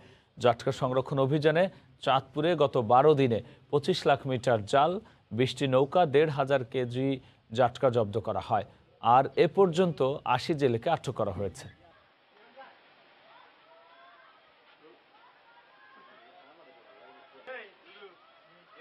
জাটকা সংরক্ষণে 2 মাসের নিষেধাজ্ঞা থাকায় সকাল থেকে পদ্মা ও মেঘনা নদীতে অভিযান পরিচালনা করছেন প্রশাসন। এই মুহূর্তে চাঁদপুর থেকে সরাসরি যুক্ত হচ্ছেন সহকর্মী ফারুক আহমেদ। ফারুক। রাব্বি, আমি এই মুহূর্তে আছি চাঁদপুরের পদ্মা মেঘনা বেষ্টিত যে মোহনাটি আছে সেখানে। জাটকা সংরক্ষণের 2 মাসের যেই কর্মসূচি চলছে তার আজকে 13তম দিন। এই 13তম দিনে আমি এই ভোর থেকে যেটি লক্ষ্য করেছি যে আসলে নদীতে এই মুহূর্তে একটা শুনশান নীরবতা, অর্থাৎ কোথাও কোনো জেলে নৌকা, আমি আইন শৃঙ্খলা রক্ষাকারী বাহিনী বিশেষ করে কোস্টগার্ড এবং সদর উপজেলা নির্বাহী কর্মকর্তা তার সঙ্গে আছি। আমি নদী ঘুরেছি কিছু সময়ে, সেখানে লক্ষ্য করলাম যে আসলে নদীতে এক ধরনের শুনশান নীরবতা, অর্থাৎ যেই জেলে নৌকাগুলো যারা মাছ ধরবে তাদের একটা উপস্থিতি নেই। তবে এখানে পণ্যবাহী নৌযান যেগুলো আছে সেগুলো যথারীতি আগের মতোই চলাচল করছে। তো আমি এই ভোরে সঞ্জিদা শাহনাজ, যিনি চাঁদপুর সদর উপজেলা নির্বাহী কর্মকর্তা, তার সাথে একটু কথা বলবো। আসলে আমরা দেখেছি যে এক শ্রেণীর জেলে আছে তারা বেপরোয়া আচরণ করছে। আমরা যতটুকু জানি যে সরকার এই জেলেদের এই 2 মাস একই সঙ্গে, অর্থাৎ মার্চ এপ্রিল ছাড়াও আরও তার আগে পরে আর 4 মাস তারা খাদ্য সহায়তা দিচ্ছে। সেক্ষেত্রে আসলে এই আপনাদের এই অবস্থানটা আমি একটু পরিষ্কার হতে চাই। আপনি ঠিকই শুনেছেন, আমরা যে সকল জেলে জাটকা আহরণে বিরত থাকছে তাদের মানবিক সহায়তা কর্মসূচির আওতায় চাঁদপুর সদরে প্রায় 16,800টি জেলে পরিবার এবং সমগ্র চাঁদপুরে 40,005টি জেলে পরিবারের মধ্যে প্রতি মাসে 40 কেজি করে 4 মাস ভিজিএফ চাল বিতরণের কার্যক্রম চলমান রয়েছে। এবং এছাড়াও জেলেদের মোটিভেশন করার জন্য জেলা প্রশাসন এবং উপজেলা প্রশাসনের সমন্বিত উদ্যোগে আমাদের স্থানীয় যে জনপ্রতিনিধি আছে তাদেরকে নিয়ে, প্রেস মিডিয়া নিয়ে এবং আমাদের আইন শৃঙ্খলা বাহিনী, কোস্টগার্ড সবার সমন্বিত প্রয়াসে আমরা আমাদের যে সকল অঞ্চলে জেলেদের সংখ্যা বেশি, যেমন রাজরাজেশ্বরী ইউনিয়ন, হানারচর ইউনিয়নে আমরা মতবিনিময় সভা করেছি। ধন্যবাদ। আমরা আসলে যেমনটি জেনেছি যে প্রশাসনের পক্ষ থেকে জেলেদের যারা এই 2 মাসে বেকার থাকবেন তাদেরকে নদীতে না নামার জন্য সরকারি পক্ষ থেকে যা যা ব্যবস্থা নেওয়া, সব ধরনের আসলে উদ্যোগ নেওয়া হয়েছে। তারপরও আমরা আসলে একটা জিনিস লক্ষ্য করেছি যে এক শ্রেণীর জেলে যারা খুব বেপরোয়া আচরণ করছে, হ্যাঁ, তাদেরকে নদীতে যেন না নামে সেই জেলেদের কিভাবে আসলে আরেকটু সতর্ক করা যায় সে বিষয়ে আইন শৃঙ্খলা রক্ষাকারী বাহিনী বিশেষ করে কোস্টগার্ড কি ভূমিকা পালন করছে। আসাদুজ্জামান, আপনি একটু বলবেন। ধন্যবাদ। কমান্ডার, ইলিশ আমাদের জাতীয় সম্পদ, এই সম্পদ রক্ষার্থে আমাদের অভিযান অব্যাহত রয়েছে। বাংলাদেশ কোস্টগার্ডের টহল টিম সার্বক্ষণিক নদীতে অবস্থান করছে এবং কোনো অবৈধ জেলে যদি বা অসাধু জেলে যদি নদীতে নামার চেষ্টা করে আমরা তৎক্ষণাৎ সে এড়িয়ে যাচ্ছি এবং তাদের বিরুদ্ধে আইনানুগ ব্যবস্থা গ্রহণ করছি। ধন্যবাদ। আমরা আমরা যেমনটি আসলে জেনেছি যে স্টেশন কমান্ডার কোস্টগার্ড যে চাঁদপুরে তিনি আমাকে জানিয়েছেন আসলে যেখানে নদীতে জেলেরা নেমে পড়ে সেখানে তাদেরকে নিবৃত্ত করার জন্য তারা কোথাও নমনীয় হচ্ছে, কোথাও কঠোর হচ্ছে, অর্থাৎ আইন যেখানে যা প্রয়োগ করা দরকার আসলে সেটি তারা করছেন। তো রাব্বি, আপনাকে আরেকটি তথ্য আমি জানিয়ে দিতে চাই যে চাঁদপুরের উত্তরে ৬০ নল থেকে দক্ষিণে চরভৈরবী অর্থাৎ চাঁদপুরের যে অভয়াশ্রমটি আছে আসলে এটি জাটকার বেড়ে ওঠার জন্য একটা উপযুক্ত জায়গা। বিশেষ করে পদ্মা এবং মেঘনা মোহনার যে জায়গাটি আছে সেখানকার নদীর উপরিভাগ এবং নিচু ভাগ অর্থাৎ এখানে জাটকার যে একটা খাবার আছে অর্থাৎ জিও প্লাঙ্কটন, ফাইটোপ্লাঙ্কটন দুটি খাবার আছে, সে খাবারগুলো আসলে খুব সহজে তারা খেতে পারছে। আর আমি যদি আপনাকে আরেকটি তথ্য জানাতে চাই, আসলে এই উপযুক্ত জায়গাটি এক শ্রেণীর জেলে যারা আসলে একটু বেপরোয়া আচরণ করছে। তবে আসলে আমরা আরেকটি বিষয় দেখতে পারি যে সরকারি সাহায্য দেওয়া হচ্ছে, জেলেদের মানবিক দিক দেখা হচ্ছে। এখানে অনেক জেলে আছেন মানবিক, আসলে যারা কষ্ট হলেও নদীতে নামছেন না, জাটকা সংরক্ষণ করছেন, অর্থাৎ ইলিশ যদি বড় হয় তাদেরই লাভ হবে সেই চিন্তায় তারা কিন্তু চরম দুর্ভোগের মধ্যেও থেকে কিন্তু সরকারের এই আইনটি মানার চেষ্টা করছেন। আরেকটি আমি জিনিস লক্ষ্য করেছি সেটি হলো যে এখানে আসলে যারা এখন নদীতে নেমে জাটকা নিধন করে তাদের একটা অংশ কিন্তু আপনার চাঁদপুরের কোনো জেলে নয়, এটি আমি নিশ্চিত হয়েছি, কারণ তারা অন্য জেলা থেকে তারা দলবদ্ধ হয়ে এখানে এই সুযোগটি কাজে লাগাচ্ছে। ফলে চাঁদপুরের যারা প্রকৃত জেলে আছে তাদের উপর একটা নেতিবাচক চাপ পড়ে, অর্থাৎ অপবাদটা তাদের নিতে হয় যে এখানে জাটকা নিধন হচ্ছে। তো আমি সব মিলিয়ে যে তথ্যটি আপনাকে জানাতে চাই যে গত 13 দিনের অর্থাৎ আজ ভোর পর্যন্ত চাঁদপুর জেলা টাস্কফোর্সের অধীনে আইনশৃঙ্খলা রক্ষাকারী বাহিনী, কোস্টগার্ড, নৌ পুলিশ, জেলা প্রশাসন, মৎস্য বিভাগ যে উদ্যোগটি নিয়েছে সেই সম্পর্কে আমাকে জেলা প্রশাসক অঞ্জনা খান মজলিস জানিয়েছেন যে এ পর্যন্ত তারা প্রায় 30 লক্ষ মিটার কারেন্ট জাল, প্রায় 75 জন জেলে এবং 20টি নৌকা একের সঙ্গে 1,500 কেজি জাটকা তারা জব্দ করতে সক্ষম হয়েছেন। এই ছিল আমার কাছে চাঁদপুরের পদ্মা মেঘনা জাটকা সংরক্ষণের সবশেষ তথ্য। রাব্বি, জাটকা সংরক্ষণে 2 মাসের নিষেধাজ্ঞা থাকায় সকাল থেকে পদ্মা মেঘনা নদীতে অভিযান পরিচালনা করছে প্রশাসন। আর তার সর্বশেষ নিয়ে চাঁদপুর থেকে সরাসরি যুক্ত হয়েছিলেন সহকর্মী ফারুক আহমদ। এদিকে নিষেধাজ্ঞা সত্ত্বেও মাওয়ার আড়তে ইলিশের সমারোহ। পদ্মা তীরের মাওয়া মৎস্য আড়তে তাজা ইলিশ কিনতে ক্রেতাদের উপচে পড়া ভিড়। চাহিদা বেশি থাকায় ইলিশ বিক্রি হচ্ছে চড়া দামে, আড়তটিতে নিষিদ্ধ জাটকা বিক্রি হচ্ছে প্রকাশ্যেই। বিস্তারিত নাসিরউদ্দিন উজ্জ্বলের রিপোর্টে, ক্যামেরায় ছিলেন আবু সাইদ। এমন বড় বড় ইলিশের সয়লাভ মুন্সিগঞ্জের মাওয়া মৎস্য আড়ত। অভয়াশ্রমগুলোতে 30 এপ্রিল পর্যন্ত সব ধরনের মাছ ধরা নিষিদ্ধ থাকলেও মুন্সিগঞ্জের বাইরে পদ্মার তাজা ইলিশ কিনতে ছুটির দিন ভোরেই রাজধানী ঢাকা সহ নানা এলাকা থেকে ক্রেতাদের ভিড়।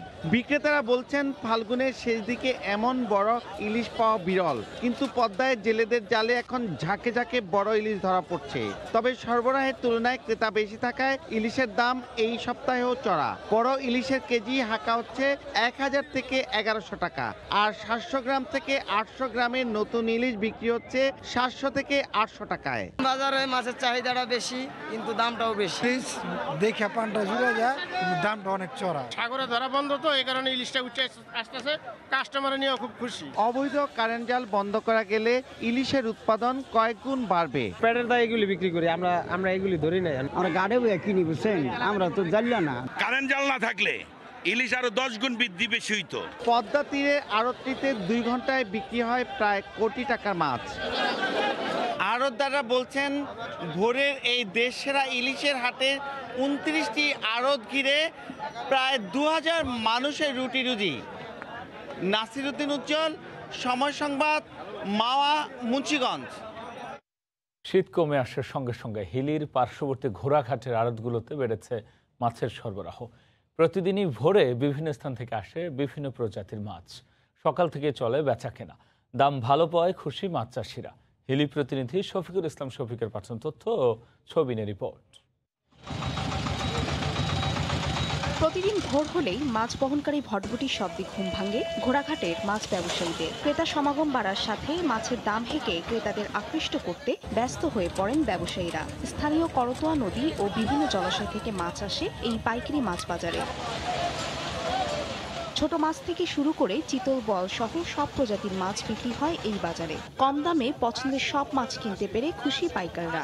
থেকে নিয়ে আসছে মাছ এখানে বিক্রি হচ্ছে, মাছ ভালো দাম পাচ্ছে। সিলভার রুই মির্গা সবই কিনি 800, 900, 1000 এরকম। এদিকে পাইকারের সমাগম বেশির পাশাপাশি বেচাকেনা ভালো হওয়ায় খুশি আড়তদাররাও। 200-250 গাড়ি প্রতিদিন বেচা কিনা হচ্ছে, ধরেন 80-90 লক্ষ টাকা বেচা কিনা হচ্ছে প্রতিদিন।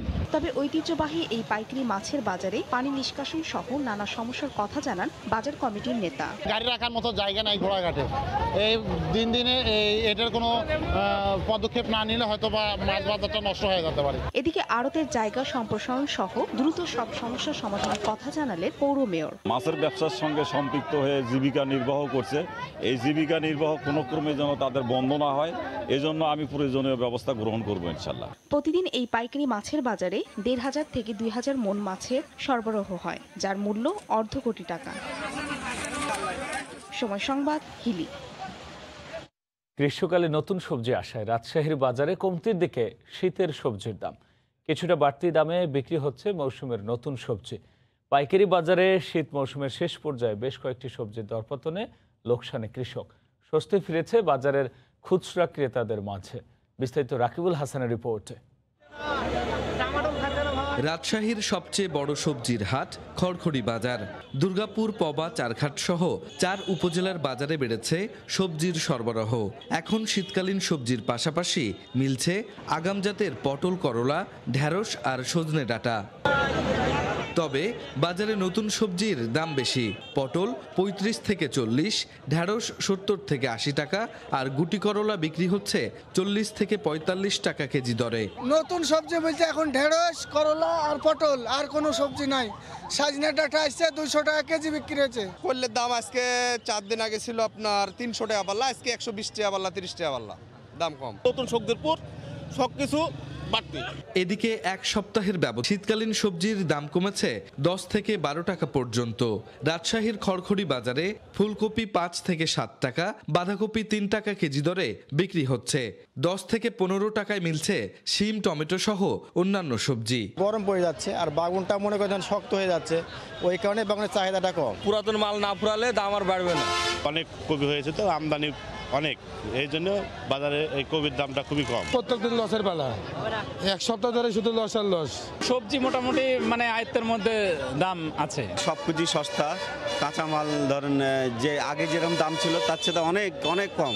আর বাজারে সরবরাহ বেশি থাকলেও তুলনামূলক ক্রেতা কম থাকায় বেচাকেনা কম বলছেন ইজারাদার। বাজারে প্রচুর পরিমাণ সবজি আমদানি, বাজার আগের তুলনায় বাজারের দাম সবকিছু সহনশীল। বাজারে পুরোপুরি গ্রীষ্মকালীন সবজি আসতে সময় লাগবে আরো 15 থেকে 20 দিন। রাকিবুল হাসান, সময় সংবাদ। স্বাস্থ্যবিধি মেনে সৈকতে যেতে অনীহা বেশিরভাগ পর্যটকের। এ বিষয়ে সচেতন করতে সৈকতে নেই প্রশাসনের প্রচারণা।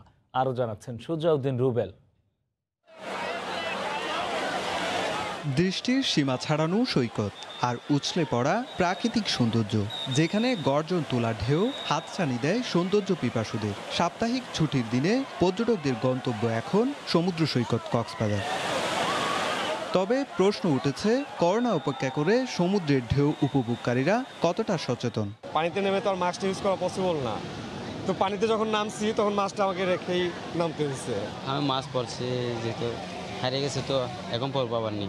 পরিস্থিতিটা আমরা স্বাভাবিক মনে করতেছি, এই জন্য আসলে আমাদের এখন মনের শক্তিটাই বড় শক্তি হয়ে গেছে। প্রশাসনিক যে লোকগুলো আছে এরা তো কোনো নির্দেশনা দিচ্ছেও না, বরং পাবলিকেরা এগুলা মানার চেষ্টা করতেছে না। স্বাস্থ্যবিধি মানতে যেমন পর্যটকদের অনীহা, ঠিক তেমনি প্রশাসনের পক্ষ থেকে পর্যটন ব্যবসায়ীদের নানা বিধিনিষেধ দিলেও তা মানছেন না ব্যবসায়ীরা, দিচ্ছেন নানা অজুহাত। আশা করি আমাদের বাংলাদেশে করোনা নাই চলে, এই জন্য আমরা এই করোনার বই ভীতি এখন চলে গেছে। মাঝে মধ্যে পড়া যায় না, হয়তো এরকম এমনি আছে, ভিতরে রাখি মাস্ক পরি। আর প্রবেশদ্বারে মাইক ও সাইনবোর্ড টাঙিয়ে দায়িত্ব শেষ প্রশাসনের। সৈকতে নেই কোনো সচেতনতামূলক প্রচারণা। তবে ট্যুরিস্ট পুলিশ বলছে, মাস্ক ছাড়া সমুদ্র সৈকতে পর্যটকদের ঢুকতে বাধা দিলে বিরক্ত হন তারা। করোনা পরিস্থিতিতে আমরা মাইকিং করি মাস্ক পরিহিত অবস্থায় মানে বিচে প্রবেশ করার জন্য। এক্ষেত্রে দেখা যায় অনেকে মানে না, তারপর আমরা আমাদের দায়িত্ব পালন করে থাকি। করোনায় গত মার্চ থেকে আগস্ট পর্যন্ত বন্ধ ছিল কক্সবাজারের সমুদ্র সৈকতে পর্যটকদের প্রবেশ। এরপর পুরোদমে আনাগোনা বাড়লেও খুব একটা গুরুত্ব পাচ্ছে না স্বাস্থ্যবিধি। সুজাউদ্দিন রুবেল, সময় সংবাদ, কক্সবাজার। তামাকের আবাদকে নিরুৎসাহিত করতে ও ভোজ্য তেলের আমদানি নির্ভরতা কমানোর লক্ষ্যে নীলফামারীতে পরীক্ষামূলকভাবে শুরু হয়েছে সূর্যমুখী ফুলের আবাদ। জেলার সদরের 22 জন কৃষক প্রায় 30 বিঘা জমিতে আবাদ করেছেন সূর্যমুখী ফুল। এ বিষয়ে বিস্তারিত জানাতে সেখানে আছেন সহকর্মী শাকির হোসেন বাদল। সরাসরি যুক্ত হচ্ছে তার সঙ্গে। বাদল,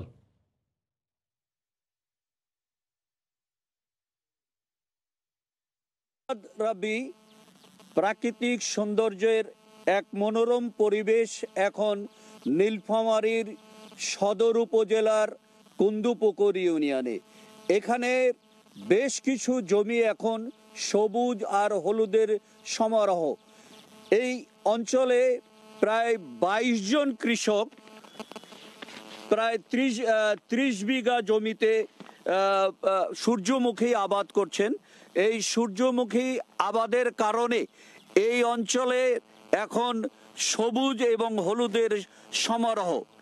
তামাক চাষকে নিরুৎসাহিত করতে, ভোজ্য তেলের আমদানির নির্ভরতা কমাতে ও জেলায় 2 ফসলি জমিগুলোকে 3 ফসলি জমিতে রূপান্তরের লক্ষ্যে নীলফামারীতে শুরু হয়েছে সূর্যমুখী ফুলের চাষ। নীলফামারী প্রধানত কৃষি প্রধান এলাকা। ধান, পাট, ভুট্টা, আলু এখানকার অন্যতম অর্থকারী ফসল। কিন্তু এখনো জমিতে ব্যাপক আকারে চাষ হচ্ছে তামাক চাষ। এই এখনো রয়েছে অনেক 2 ফসলি জমি। কৃষি বিভাগ বিভিন্নভাবে কৃষি প্রণোদনা দিয়ে তামাক চাষকে নিরুৎসাহিত করছেন। তারই অংশ হিসাবে নীলফামারীতে এখন শুরু হয়েছে সূর্যমুখী চাষ। এটি একটি কৃষি বিভাগের নতুন সংযোজন। আমি এই এলাকার উপসহকারী কৃষি কর্মকর্তা, যিনি এই সূর্যমুখী ফুলের চাষ নিয়ে চাষিদেরকে সার্বক্ষণিকভাবে উৎসাহিত করছেন, মোহাম্মদ আবু তালেব, ওনার সাথে কথা বললাম। উনি বললেন অল্প খরচে সূর্যমুখী চাষের লাভের সম্ভাবনা অনেক বেশি। তাছাড়া সূর্যমুখীর পাতা জৈব সার ও গাছটি জ্বালানি হিসাবে ব্যবহার করা যায়। তিনি আরও জানালেন যে আমাদের প্রতি বছর বাংলাদেশকে ভোজ্য তেলের জন্য আমদানি নির্ভর হয়ে থাকতে হয়। বিদেশ থেকে প্রচুর পরিমাণে তেল আমদানি করতে অনেক অর্থনৈতিকভাবে বাংলাদেশ ক্ষতিগ্রস্ত হয়। সেই ভোজ্য তেলের আমদানি নির্ভরতাকে কমাতে তারা মূলত এই সূর্যমুখী চাষের উদ্যোগ নিয়েছেন। তামাক চাষকে নিরুৎসাহিত করা এবং ভোজ্য তেলের আমদানি নির্ভরতা কমাতেই মূলত এই সূর্যমুখী চাষের কৃষি বিভাগের এই তৎপরতা। আমরা এইখানে যেসব কৃষক, প্রায় 22 জন কৃষক এই সূর্যমুখী চাষের সাথে জড়িত, আমরা তাদের সাথে কথা বললাম। তারা আমাদেরকে জানালেন যে এই সূর্যমুখী চাষ সম্পর্কে তাদের কোনো পূর্ব অভিজ্ঞতা নেই। বলা যায় যে তারা একেবারেই অজ্ঞ এই চাষ সম্পর্কে, বা এখান থেকে কি পরিমাণ লাভবান হবে, বা এই চাষে আদৌ তারা লাভবান হবে কিনা এ সম্পর্কে তারা কিছুই জানে না।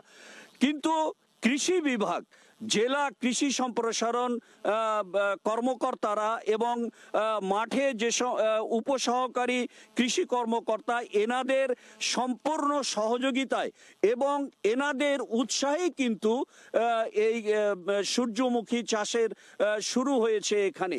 মূলত আরেকটি কথা আপনাদেরকে জানিয়ে রাখি যে এই সূর্যমুখী চাষে যদিও কৃষি বিভাগ বলছে যে এখানে লাভের সম্ভাবনা প্রচুর, এই চাষে সামান্য পরিমাণ খরচ হয় কিন্তু লাভের পরিমাণ অনেক বেশি। কিন্তু চাষিরা বলছে যে আমরা তাদের মাধ্যমে, কৃষি বিভাগের মাধ্যমে জেনেছি যে এখানে লাভের সম্ভাবনা আছে, কিন্তু আমরা যতটুকু জানি যে এটি বাজারজাতকরণের এখনো কোনো তেমন প্রক্রিয়া কিন্তু শুরু হয় নাই। এটি যদি বাজারজাত না হয় তাহলে কিন্তু তারা বড় ধরনের বিপাকে পড়ে যেতে পারে। আরেকটি আরেকটি কথা এই যারা কৃষকরা জানিয়েছেন যে এখানে যে চাষ সূর্যমুখী চাষ হচ্ছে এটি মূলত উৎপাদনের সময় হবে আর মাত্র 1 মাসের মধ্যেই এটি কিন্তু একেবারেই কৃষকের ঘরে উঠে যাবে এই সূর্যমুখী ফুলের ফল। কিন্তু তারা আশঙ্কা করছে যে এটি যদি একেবারে বৈশাখের দিকে যদি এই হারভেস্টের সময়টা যদি দেরি হয়ে যায় এবং এটি যদি বৈশাখের দিকে চলে যায় তাহলে কিন্তু তাদের প্রচুর পরিমাণে ক্ষতি হয়ে যাবে। কারণ এই গাছগুলি যদি ভেঙে পড়ে, এই গাছগুলি যদি ভেঙে পড়ে বা সূর্যমুখী ফুলগুলো যদি ভেঙে যায় তাহলে কিন্তু এর উৎপাদন একেবারেই নিচে নিচে নিচে নিচে নেমে আসবে এবং তাদের প্রচণ্ডভাবে ক্ষতি হবে। তো এছাড়া নীলফামারী জেলা কৃষি কর্মকর্তা, ওনার সাথে আমরা কথা বললাম, উনি জানিয়েছেন যে এইখানে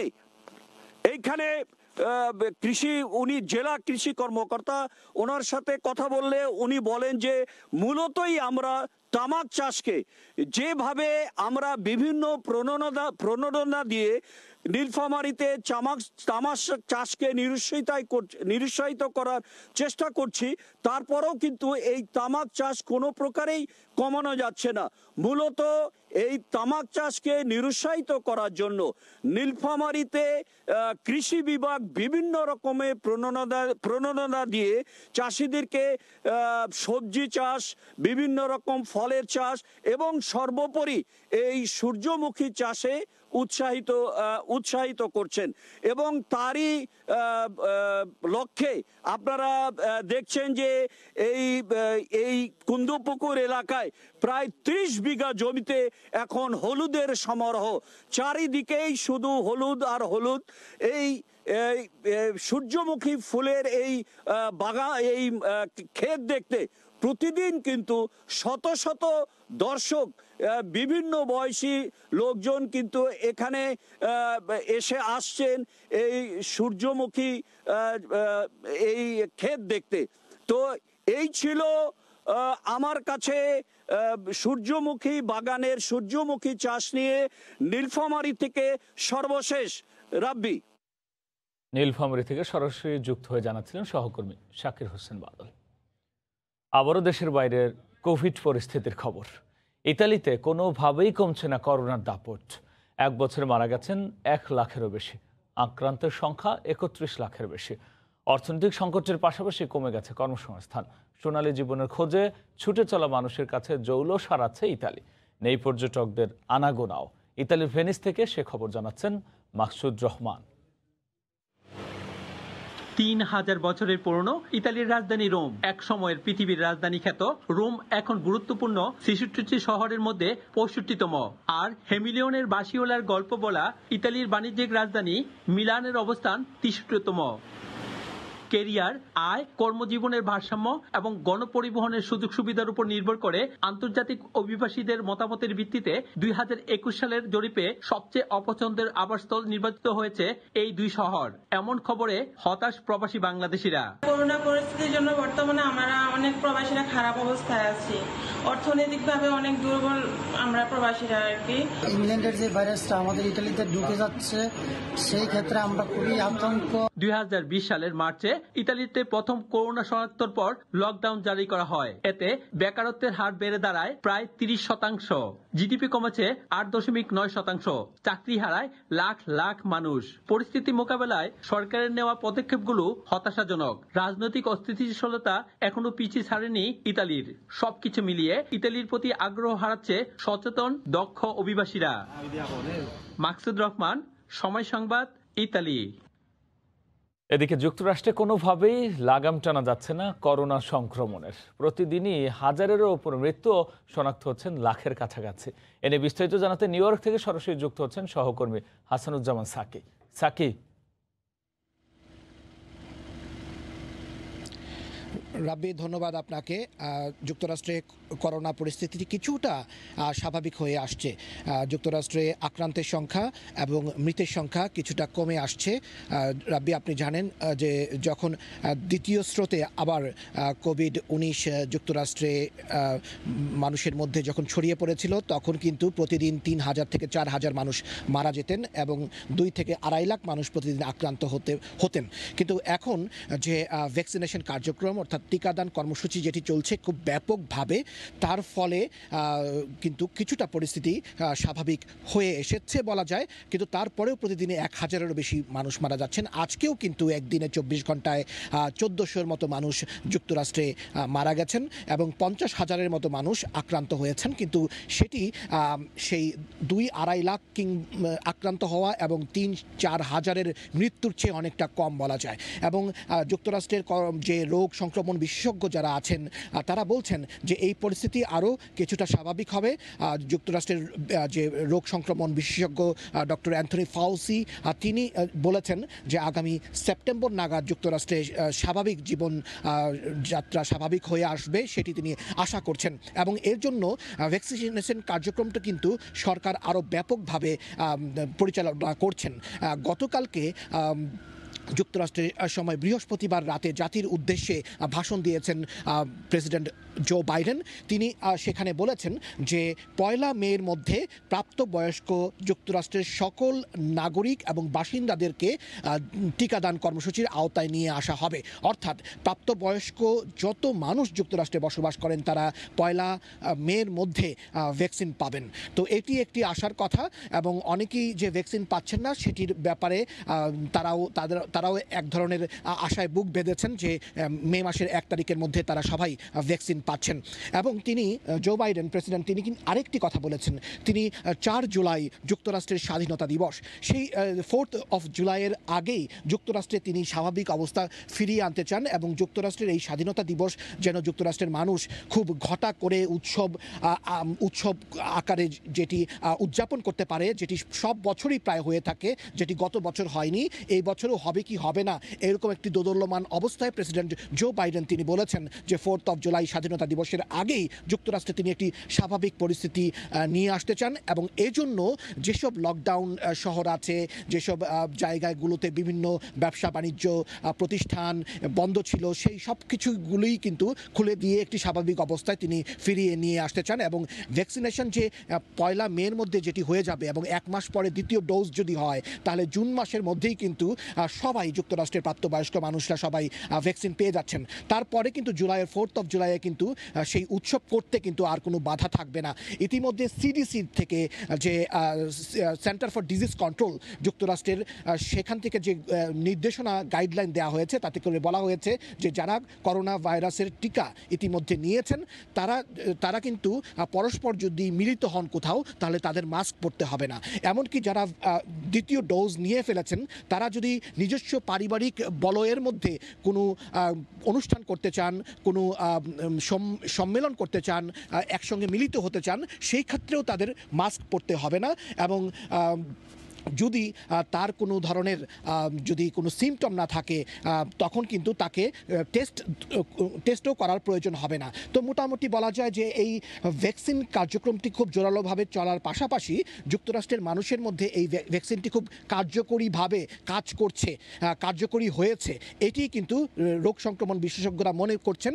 এবং এখন পর্যন্ত যে আক্রান্ত এবং মৃতের সংখ্যা তাতে করে কিন্তু সেই আভাসটি দিচ্ছে, তাতে করে একটি নতুন দিনের আশায় এখন যুক্তরাষ্ট্রের মানুষ বসবাস করছেন। এর মধ্যে যারা ক্ষতিগ্রস্ত হয়েছেন করোনা মহামারীতে এবং আর্থিকভাবে কিন্তু প্রচুর মানুষ ক্ষতিগ্রস্ত হয়েছেন, এখনও কিন্তু প্রায় 7% মানুষ সেই দারিদ্র্যসীমা, যে কর্মসংস্থান, যে বেকার, সেই বেকারের যে হার, সেই হার কিন্তু 7% কিন্তু এখনও যুক্তরাষ্ট্রে, এবং বেকার ভাতা এখনও দিয়ে যাওয়া হচ্ছে। এর মধ্যে যে $1.9 ট্রিলিয়ন ডলারের যে বৃহৎ একটি স্টিমুলাস যে কোভিড-19 রিলিফ প্যাকেজ নামে যেটি পাশ হয়েছে, এটি যুক্তরাষ্ট্রের প্রেসিডেন্ট তিনি স্বাক্ষর করে দেওয়ার পরে আগামীকাল যুক্তরাষ্ট্রের যে স্থানীয় সময় শনিবার, সেখান থেকেই কিন্তু আইআরএসের দপ্তর থেকে কিন্তু বাসিন্দারা সবাই কিন্তু চেক পাওয়া শুরু করবেন। প্রত্যেক নাগরিক, প্রত্যেক বাসিন্দা তারা $1,400 করে এককালীন পাচ্ছেন। যদি একটি পরিবারে যদি 4 জন মানুষের বসবাস হয় তাহলে কিন্তু তারা $5,600 কিন্তু তারা এককালীন পাচ্ছেন। পাশাপাশি যারা কর্মহীন রয়েছেন তারা কিন্তু বেকার ভাতা একটি পাচ্ছেনই, সেই বেকার ভাতার পাশাপাশি অতিরিক্ত তারা $300 বেকার ভাতা কিন্তু আরও অতিরিক্ত সেখানে যোগ হচ্ছে। এবং যেসব সন্তান, অভিভাবকদের সন্তান রয়েছে যারা ডিপেন্ডেবল রয়েছে, নির্ভরশীল, তারা কিন্তু আগে $200 করে পেতেন বছরে, তো সেই ক্ষেত্রে বছরে পেতেন হচ্ছে $2,400 করে পেতেন প্রত্যেক সন্তান। এখন সেটিও কিন্তু বাড়িয়ে দেওয়া হয়েছে, সেখানে $300 করে প্রতি মাসে পাবেন, অর্থাৎ $3,600 করে একজন সন্তান পাবেন। এইসব নানান ধরনের যে ক্ষতি কাটিয়ে ওঠার জন্য যে আর্থিক প্রণোদনা, এর পাশাপাশি ক্ষুদ্র ব্যবসায়ী যারা আছেন তাদেরকে কিন্তু ঋণ দেওয়া হচ্ছে। আপনি জানেন যে যুক্তরাষ্ট্রে কিন্তু প্রচুর পরিমাণের মানুষ ট্যাক্সি ড্রাইভিং করে সংসার চালায়, জীবন নির্বাহ করে। যুক্তরাষ্ট্রে বাংলাদেশি বসবাস করে প্রচুর মানুষ কিন্তু ড্রাইভিং পেশার সঙ্গেও জড়িত রয়েছে। সেই সব ট্যাক্সি ড্রাইভারদেরকেও কিন্তু প্রণোদনা প্যাকেজ দেওয়া হচ্ছে, নানানভাবে তাদের ক্ষতি কাটিয়ে ওঠার জন্য দেওয়া হচ্ছে। সব কিছু মিলিয়ে যুক্তরাষ্ট্রের প্রেসিডেন্ট জো বাইডেন তিনি বলছেন যে নতুন দিনের সূচনা, এবং সেই সূচনার মধ্য দিয়ে আগামী স্বাধীনতা দিবসের 4th of জুলাইয়ের যে উৎসব, সেই উৎসবের আগেই যুক্তরাষ্ট্র স্বাভাবিক হবে। এখন প্রেসিডেন্ট জো বাইডেন এবং রোগ সংক্রমণ বিশেষজ্ঞর যে আশা, প্রত্যাশা এবং প্রত্যয়, তার সঙ্গেই এখন যুক্তরাষ্ট্রের মানুষ সেই দিকেই তাকিয়ে আছে যে তাদের কথা মতো যুক্তরাষ্ট্র স্বাভাবিক হবে, তারা আবার আরও একটি সুন্দর দেশ পাবে, তারা স্বাভাবিক জীবনে ফিরতে পারবে। এই ছিল রাব্বি আমার কাছে যুক্তরাষ্ট্রের করোনা পরিস্থিতি নিয়ে সর্বশেষ। আপনাকে অসংখ্য ধন্যবাদ। হাসানুজ্জামান সাকি, সময় সংবাদ, নিউ ইয়র্ক। যুক্তরাষ্ট্রের কোভিড পরিস্থিতির সর্বশেষ তথ্য নিয়ে সরাসরি যুক্ত হয়েছিলেন সহকর্মী হাসানুজ্জামান সাকিব। 15 মার্চ থেকে 4 মের মধ্যে 4টি ধাপে চলমান লকডাউন তুলে নেওয়ার পরিকল্পনা করছে পর্তুগাল। দেশটিতে 15 মার্চ থেকে খোলার কথা রয়েছে ডে কেয়ার সেন্টার এবং প্রাক প্রাথমিক বিদ্যালয়। পরিস্থিতি বিবেচনায় মে থেকে স্বাভাবিক জীবনে ফিরতে যাচ্ছে দেশটি। লিসবন থেকে তারিকুল হাসান আশিকের রিপোর্ট। মঙ্গলবার দ্বিতীয় মেয়াদে দায়িত্ব গ্রহণের পরপরই বুধবার চলমান জরুরি অবস্থা বাড়ানোর প্রস্তাব দেন পর্তুগালের রাষ্ট্রপতি মার্সেলো রেভেলু ডি সোউজা। বৃহস্পতিবার সে প্রস্তাব সংসদে পাশ হবার পর মন্ত্রিপরিষদের বৈঠক ও লকডাউনের পক্ষে বিপক্ষে রাজনৈতিক দলগুলোর মতামতের ভিত্তিতে ধীরে ধীরে লকডাউন তুলে দেওয়ার পরিকল্পনা ঘোষণা করেন প্রধানমন্ত্রী Antonio Costa. As duas perguntas que obviamente os portugueses colocam. খুবই ধীর গতিতে আমরা সবকিছু খুলে দেওয়ার সিদ্ধান্ত নিয়েছি। অনেকেরই একটি প্রশ্ন রয়েছে, কেন আমরা এমন সিদ্ধান্ত নিয়েছি? যেহেতু সংক্রমণের হার কমছে, তাই আমরা মনে করছি ঝুঁকিও কিছুটা হলেও কমছে।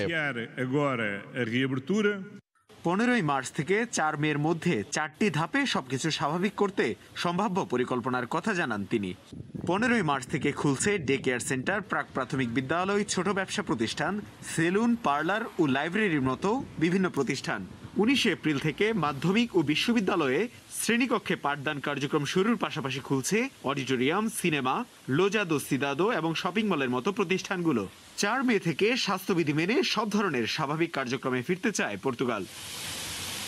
5 এপ্রিল পর্যন্ত ইস্টার সানডে এবং সাপ্তাহিক ছুটির দিনগুলোতে এক সিটি কর্পোরেশন থেকে অন্য সিটি কর্পোরেশনে যাতায়াত বন্ধ রাখা হয়েছে। পরিস্থিতি বিবেচনায় ইস্টারের পর খুলে দেওয়া হতে পারে স্পেনের সঙ্গে সীমান্ত। তবে চলতি মাসের 3য় সপ্তাহে গতি পেতে পারে অভিবাসন সংক্রান্ত বিভিন্ন কার্যক্রম। তারিকুল হাসান আশিক, সময় সংবাদ। এবার খেলার খবর। কোয়ারেন্টাইন শেষে কুইন্সটাউনে দ্বিতীয় দিনের মতো অনুশীলন করেছে বাংলাদেশ ক্রিকেট দল।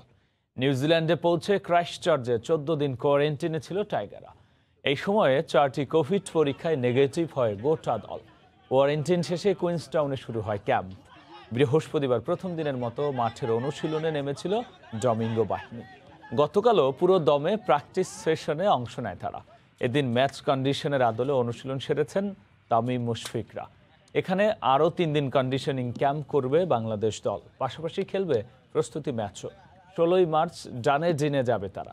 সেখানে 20 মার্চ প্রথম ওয়ানডেতে নিউজিল্যান্ডের মুখোমুখি হবে বাংলাদেশ। এই সফরে 3টি করে ওয়ানডে ও টি20 খেলবে টাইগাররা। বাংলাদেশ ইমার্জিং বনাম আয়ারল্যান্ড এ দলের সিরিজের খবর। তৌহিদ জয়দের ব্যাটিং নৈপুণ্যে সিরিজ নিশ্চিত করল বাংলাদেশ। আয়ারল্যান্ড উলফসদের বিপক্ষে 8 উইকেটের বড় জয় তুলে নিয়েছে স্বাগতিকরা। শুরুতেই ব্যাট করে 182 রানে গুটিয়ে যায় অতিথিরা। জবাব দিতে নেমে ধাক্কা খেল 51 বল হাতে রেখেই জয় তুলে নেয় লাল সবুজরা। রোববার শেষ ম্যাচে আইরিশদের হারিয়ে হোয়াইট ওয়াশের লক্ষ্য এখন ক্রিকেটারদের। চট্টলায় প্রথম ম্যাচ করোনা কেলেঙ্কারিতে পরিত্যক্ত হলেও বাকি দুটো ওয়ানডেতে দুর্দান্ত ছিল বাংলাদেশ ইমার্জিং দলের পারফরমেন্স। সাগরিকা থেকে হোম অফ ক্রিকেট ফর্মটা অক্ষত রেখেছেন সাইফ, শামীম, তৌহিদরা। মিরপুরের উইকেট বরাবরই আনপ্রেডিক্টেবল, খুব ভালো করে জানা আছে স্বাগতিকদের। তবে শুরুতে বোলারদের সুবিধাটুকু পাইয়ে দিতে টস জিতে প্রতিপক্ষকে ব্যাটিংয়ে পাঠালেন ক্যাপ্টেন সাইফ। কথা রেখেছেন সুমন, মুগ্ধরা। দলীয় 14 রানে স্টিফেন ডোহেনিকে ফেরান মুগ্ধ, আর তার সঙ্গী জেরেমিকে ফেরান সুমন খান। এখানেই থামেননি সম্ভাবনাময় এই পেসার, ঝুলিতে পড়েছেন 4টি উইকেট, হয়েছেন ম্যাচ সেরা। ইনিংস সর্বোচ্চ 40 রান করা মার্ক অ্যাডায়ারকে ফেরান কিপ্টে রাকিবুল। 100 রানেই 5 উইকেট হারায় আইরিশরা। তবে প্রিটোরিয়াস হিউমদের কল্যাণে 182 রানের সংগ্রহ পায় সফরকারীরা। মুগ্ধ, রাকিবুল আর সাইফ নিয়েছেন 2টি করে উইকেট। সহজ লক্ষ্য তাড়া করতে নেমে শুরুতেই হোঁচট খায় বাংলাদেশ। এদিন ফিল্ডিংয়ে কাঁধে ব্যথা পাওয়ায় ওপেনিংয়ে সাইফের পরিবর্তে তামিমকে সঙ্গ দেন মাহমুদুল হাসান জয়। মাত্র 8 রানেই প্যাভিলিয়নে ফেরেন তামিম। আরও একবার হতাশ করে 2 রান যোগ করেই বিদায় ইয়াসির আলী রাব্বি। চাপে পড়ে বাংলাদেশ। তবে চাপ সামলে অনবদ্য এক পার্টনারশিপ জয় ও তৌহিদের। একজন হাল ধরেছেন, অন্যজন রান তুললেও সমীহ করে খেলেছেন বলের মেরিটকে। 176 রানের অপরাজিত জুটি গড়ে দলকে নিয়ে গেছেন অভিষ্ট লক্ষ্যে। সিরিজটা হয়েছে নিজেদের। এবার আত্মবিশ্বাসটা নিয়ে হোয়াইট ওয়াশের লক্ষ্য তৌহিদ। অবশ্যই এটা আমাদের কনফিডেন্স দিবে, কারণ আপনি যদি দেখেন 3টা ম্যাচ আমরা খুব ভালো ব্যবধানে জিতছি। তো আমরা সেখান থেকে একটা কনফিডেন্স পাইতেছি এবং আমি আশা করি যে আমরা যেহেতু সিরিজের প্রথম থেকে ডমিনেট করতেছি এই সিরিজটা, তো আমি মনে করি যে নেক্সট ম্যাচটা আমরা ভালো ফিনিশ করে এই পুরো ওয়াশ করবো আর কি, এটা আমাদের টার্গেট। একই ভেন্যুতে রোববার শেষ ওয়ানডেতে মুখোমুখি হবে দুদল, যেখানে ইয়াং টাইগারদের উইনিং কম্বিনেশন ভেঙে সুযোগ দেয়া হতে পারে বাকিদের। জুম্মান সাদিক, জ্যাভলিন, সময় সংবাদ, ঢাকা। বঙ্গবন্ধু বাংলাদেশ গেমসের খবর। সিলেটে নারুই ক্রিকেট ইভেন্টের স্বর্ণপদক জিতল বাংলাদেশ নীল দল। ফাইনালে শারমিন সুলতানা সবুজ দলকে 8 উইকেটে হারিয়েছে সালমা খাতুন বাহিনী। 3 উইকেট নিয়ে ম্যাচ সেরা হয়েছেন বাংলাদেশ নীল দলের পেসার জাহানারা আলম।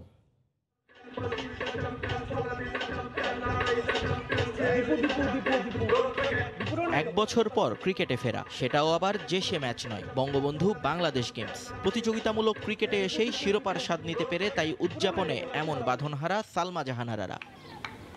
শুরু থেকে শেষ একই রকম দাপটে চলে নীল দলের আগ্রাসন। মাঠে প্রতিপক্ষকে নিয়ে রীতিমতো ছেলে খেলা করেছেন তারা। তবে ফাইনাল বলে হয়তো কিছুটা প্রতিরোধের আশা ছিল সিলেট ক্রিকেট স্টেডিয়ামে। টস জিতে ফিল্ডিংয়ের সিদ্ধান্ত নেন সালমা খাতুন, বল তুলে দেন জাহানারার হাতে। ধীরস্থিরভাবে শুরু করেন সবুজ দলের ব্যাটাররা। দেখে শুনে খেলতে থাকেন দুজন, কিন্তু 7ম ওভারে গিয়ে ভেঙে যায় তাদের প্রতিরোধ। শারমিন সুলতানাকে পিঙ্কির ক্যাচ বানান জাহানারা। শুরু হয় নীল দলের দাপট। এরপর সানজিদা, রুমানা আর ঋতুমণি ছাড়া ডাবল ফিগারে পৌঁছাতে পারেননি সবুজ দলের কেউই। 72 রানেই গুটিয়ে যায় তারা। 3 উইকেট করে নেন জাহানারা এবং মুমতাহেনা। 2 উইকেট গেছে অধিনায়ক সালমার ঝুলিতে। জবাব দিতে নেমে উড়ন্ত সূচনা পায় নীল দল। শামিমার ব্যাটে চোখে সর্ষে ফুল দেখে সবুজ দলের কুবরা পান্নারা। তবে মুর্শিদাকে ফিরিয়ে দিয়ে ম্যাচে ফেরত আসার সুযোগ পেয়েছিল সবুজ দল, যদিও পিঙ্কির তাণ্ডবে সেটা আর হয়নি তাদের। 31 ওভার বাকি থাকতেই জয়ের বন্দরে পৌঁছে যায় বাংলাদেশ নীল দল। স্বর্ণ জিতে নেয় বঙ্গবন্ধু বাংলাদেশ গেমসের। নিয়ন মুহাইমিন, সময় সংবাদ। একসময় নারী ক্রিকেটারদের নিয়ে কেউ ভাবত না, অবস্থা পাল্টেছে। আন্তর্জাতিক আসরগুলোতে পারফর্ম করে নারীরা এখন নিজেদের সক্ষমতার প্রমাণ দিচ্ছে। নবম বঙ্গবন্ধু বাংলাদেশ গেমসে নারী ক্রিকেট টুর্নামেন্ট নারীদের আরও পরিণত করছে। চলতি মাসে দক্ষিণ আফ্রিকা ইমার্জিং দলের বিপক্ষে সিরিজে এমন টুর্নামেন্ট ভালো করতে ভূমিকা রাখবে বলে মনে করছেন খেলোয়াড় ও কর্মকর্তারা। ইকরামুল কবিরের রিপোর্ট, ছবি তুলেছেন দিগেন সিংহ। এই উল্লাস টুর্নামেন্ট জয়ের। বঙ্গবন্ধু বাংলাদেশ গেমস নারী ক্রিকেটে দেশের ৪৫ জন নারী দীর্ঘদিন অনুশীলন শেষে 3 দলে ভাগ হয়ে অংশ নেন। এই টুর্নামেন্ট আগামী দিনগুলোতে আন্তর্জাতিক মঞ্চে সহায়ক হবে বলে মনে করছেন নারী ক্রিকেটাররা। যেহেতু এই টুর্নামেন্টটা আমাদের খুব ইম্পর্টেন্ট ছিল, যে না আমাদের টুর্নামেন্ট খেলার আগে একটা টুর্নামেন্ট হলে আমাদের ভালো হতো, তো আশা করছি সাউথ আফ্রিকা আসার পরে আমরা ইনশাল্লাহ ওদের সঙ্গে ভালো করার চেষ্টা করবো, বাট আমাদের যেটা আছে আমরা সেই বেস্টটাই দিব ইনশাল্লাহ। বাংলাদেশ ক্রিকেট বোর্ড সহ সবাই মিলে কাজ করায় নারী ক্রিকেট টিম একটা নিয়মের মধ্যে এসেছে। দেশের নারী ক্রিকেটাররা আরও এগিয়ে যাবে এমন প্রত্যাশা বাংলাদেশ অলিম্পিক অ্যাসোসিয়েশনের। তারা সহ যে কোচিং স্টাফটা আছে তারা অনেক সময় ব্যয় করেছে এগুলোর পিছনে, এবং তাদের মধ্যে একটা ডিসিপ্লিন ভাব চলে আসছে এখন। মার্শাল্লাহ অনেক ইমপ্রুভ হয়েছে। আমি আগেও এদের খেলা দেখেছি, কিন্তু সেই তুলনায় এখন 50 ওভারের খেলা তারা স্টার্ট করেছে। I am so happy. Bangladesh cricket বোর্ডের নারী ক্রিকেট স্কোয়াডের চেয়ারম্যান মনে করেন, সাউথ আফ্রিকার নারী দলের সঙ্গে আসন্ন সিরিজ খেলায় এই টুর্নামেন্ট অনেক কাজে আসবে। আগামী যে সিরিজটা হবে সাউথ আফ্রিকার সঙ্গে, আমাদের মেয়েরা নিজেদের সক্ষমতা বা এর মধ্য দিয়ে একটা ভালো রকমের প্রস্তুতি হয়ে গেল। 28 মার্চ সাউথ আফ্রিকার ইমাজিং নারী দল বাংলাদেশ সফরে আসবে। নীল সবুজে খেলার মধ্য দিয়ে বঙ্গবন্ধু বাংলাদেশ গেমসের নারী ক্রিকেট ইভেন্টের সমাপ্তি ঘটল। এর মধ্য দিয়ে নারী ক্রিকেটারদের সক্ষমতা আরেক ধাপ এগিয়ে গেল বলে মনে করছেন সংশ্লিষ্টরা। সিলেটের আন্তর্জাতিক ক্রিকেট স্টেডিয়াম থেকে ইকরামুল কবির। ত্রিদেশীয় সিরিজকে সামনে রেখে শনিবার থেকে শুরু হবে জাতীয় ফুটবল দলের ক্যাম্প। রাজধানীর একটি হোটেলে প্রথম দিন বিকেল 4টায় রিপোর্টিং করবেন জামাল ভুঁইয়ারা। রোববার টিম হোটেলে জিম ও সুইমিং করে সময় কাটাবেন ফুটবলাররা। এরপর সোমবার থেকে পুরো দমে হেড কোচ জেমি ডের অধীনে বঙ্গবন্ধু জাতীয় স্টেডিয়ামে অনুশীলন করবে খেলোয়াড়রা। এদিনে 31 সদস্যের ঘোষিত স্কোয়াডে সকল ফুটবলারের করোনা টেস্ট করে ক্যাম্পে যোগ দেওয়ার নির্দেশ দেওয়া হয়েছে। তাই করোনা টেস্টে উত্তীর্ণরাই যোগ দিতে পারবেন ক্যাম্পে। 18 মার্চ নেপালের উদ্দেশ্যে যাত্রা করবে বাংলাদেশ। 23 ও 25 মার্চ নেপাল ও কিরগিজস্তানের সঙ্গে ম্যাচ খেলবে বাংলাদেশ। বাংলাদেশ গেমস সামনে রেখে 15 মার্চ থেকে শুরু হচ্ছে জেএফএ কাপ অনূর্ধ্ব 14 নারী ফুটবল টুর্নামেন্ট। গেমসে জেএফএ কাপের 7 ভেন্যুর চ্যাম্পিয়ন দলের সঙ্গে লড়বে আনসার ও ভিডিপি। 25 মার্চের মধ্যে চূড়ান্ত হয়ে যাবে 8 দল। 29 মার্চ থেকে শুরু হবে বাংলাদেশ গেমসের নারীদের ফুটবল, জানিয়েছেন বাফুফের নারী উইংয়ের চেয়ারম্যান মাহফুজা আক্তার কিরণ। এদিকে এক দল কমিয়ে 9 দল নিয়ে 27 মার্চ থেকে হবে এবারের নারী লীগ। এর মধ্যেই শুরু হয়ে গেছে দলবদল। এবারের লীগ বেশ প্রতিদ্বন্দ্বিতাপূর্ণ হবে বলে জানিয়েছেন তিনি। করোনার কারণে অনেক দিন ধরেই ঝিমিয়েছিল নারীদের ফুটবল। মাঝে নারীদের লীগ মাঠে গড়ালেও একপেশে লিগে তেমন একটা আলো ছড়াতে পারেননি ফুটবলাররা। 15 মার্চ থেকে বাংলাদেশ গেমস দিয়ে আবারও মাঠে সরব হচ্ছেন নারীরা। এবার বাংলাদেশ গেমসের বাছাইয়ে 7 ভেন্যুর 7 চ্যাম্পিয়নের সঙ্গে চূড়ান্ত পর্বে লড়বে আনসার ও ভিডিপি। জেএফএ অনূর্ধ্ব 14 থেকে আমাদের 7টা ভেন্যুর যে 7টা চ্যাম্পিয়ন টিম থাকবে, তার সাথে আনসার ভিডিপি মোট 8টা টিম পার্টিসিপেট করবে। যেহেতু ঢাকাতে খেলা হবে, আমাদের জেএফএ শেষ হবে 25-এর মধ্যে।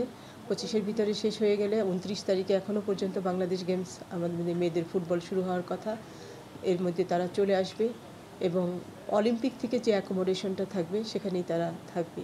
করোনার কথা মাথায় রেখে খেলোয়াড়দের ভ্যাকসিন দেওয়ার চেষ্টা করবে বাফুফে। আমরা চেষ্টা করব বিএফএফ এর পক্ষ থেকে বা অলিম্পিকের পক্ষ থেকে যদি তারা ইনিশিয়েটিভ নেয়, যদি তাদেরকে বিফোর ম্যাচ ভ্যাকসিনেশন করা যায় সেটা করা হবে। এ তো গেল বাংলাদেশ গেমস দিয়ে পরিকল্পনার কথা। গেল বছর নিষ্প্রাণ নারী লীগ নিয়ে নানা সমালোচনা শুনতে হয়েছিল বাফুফেকে। এবার বসুন্ধরার সঙ্গে এসেছে আরও একটি দল, আতাউর রহমান ফুটবল একাডেমি ও শেখ রাসেল। দল বদলও শুরু হয়ে গেছে এরই মধ্যে।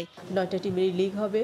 এবার আসার কথা সেটা হচ্ছে বসুন্ধরার মতো প্যারালাল আরও 2টা টিম এখানে আসছে। একটা হচ্ছে আতাউর রহমান ভুইয়া স্পোর্টস একাডেমি আর একটা শেখ রাসেল।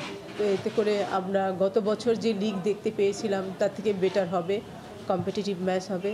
করোনার কারণে মার্চে নারী ফুটবলারদের আন্তর্জাতিক আসর আয়োজন করতে না পারলেও সেপ্টেম্বরে পরিকল্পনা আছে বলেও জানিয়েছে বাফুফে। ক্লাবগুলোর বেশি ডিমান্ড। পারভিন আক্তার, সময় সংবাদ, ঢাকা।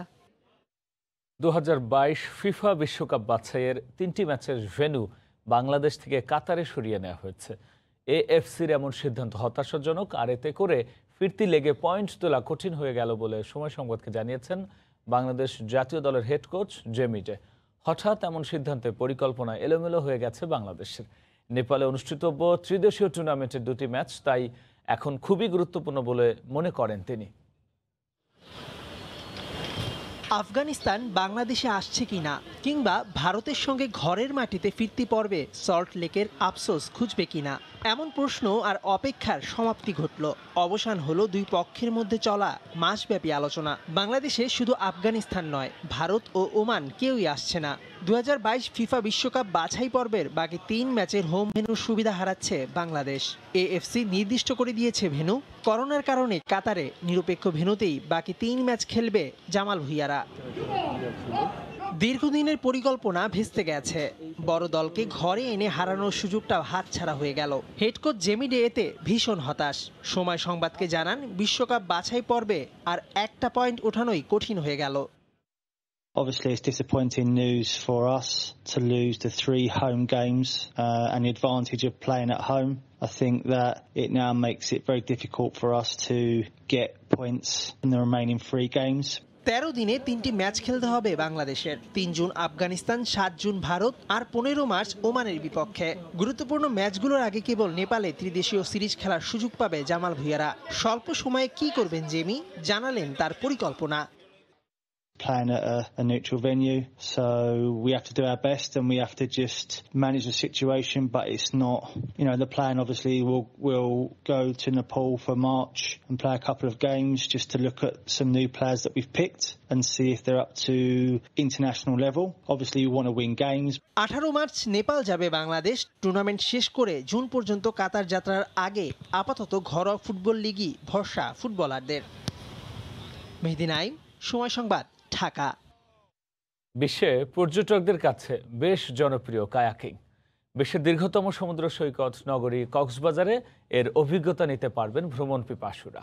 দেশ বিদেশে জনপ্রিয় হলেও কক্সবাজারে কায়াকিং করার সুযোগ এটাই প্রথম, যা বিনোদনের জন্য নতুন মাত্রা যোগ করেছে বলে মনে করছেন সংশ্লিষ্টরা। আরও জানাচ্ছেন সুজাউদ্দিন রুবেল।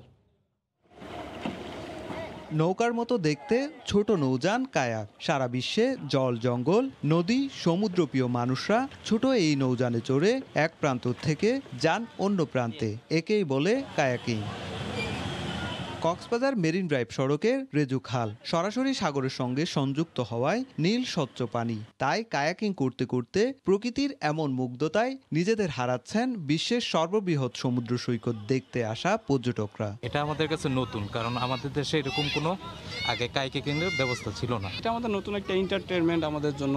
আমার বাবার সাথে কায়াকিং করে আমি খুব মজা পেয়েছি। শুধু দেশি নন, কায়াকিং করতে ছুটে আসছেন বিদেশি পর্যটকরা। আমি কলকাতা থেকে এসেছি আর এটা আমার লাইফে ফার্স্ট কায়াকিং এক্সপেরিয়েন্স, অনেক ভালো লাগলো।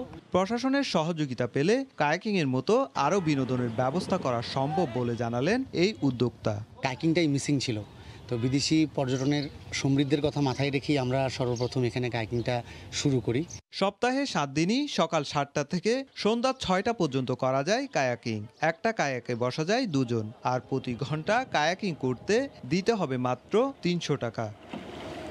কায়াকিং এর প্রসার কক্সবাজারের পর্যটনকে শুধুমাত্র সমৃদ্ধই করবে না, বরং কর্মসংস্থান সুযোগ তৈরি করবে অনেকের জন্য।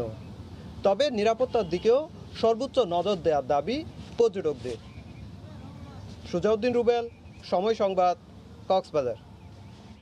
ভোরের সময় শীর্ষ সংবাদ জানিয়ে দিচ্ছে, ফোন অপারেটরদের ফাঁকিবাজি বন্ধে চালু হচ্ছে মনিটরিং সিস্টেম। বন্ধ হবে গ্রাহকের অজান্তে টাকা কাটা, কমবে কল ড্রপ, বাড়বে ইন্টারনেটের গতি। এবং অক্সফোর্ডের টিকা নেয়ার পর রক্ত জমাট বাঁধার প্রমাণ মেলেনি, জানালো বিশ্ব স্বাস্থ্য সংস্থা। স্থগিত করা দেশগুলোতে ভ্যাকসিন কর্মসূচি চালিয়ে যাওয়ার পরামর্শ। এই ছিল ভোরের সময়, সঙ্গে থাকুন সময়।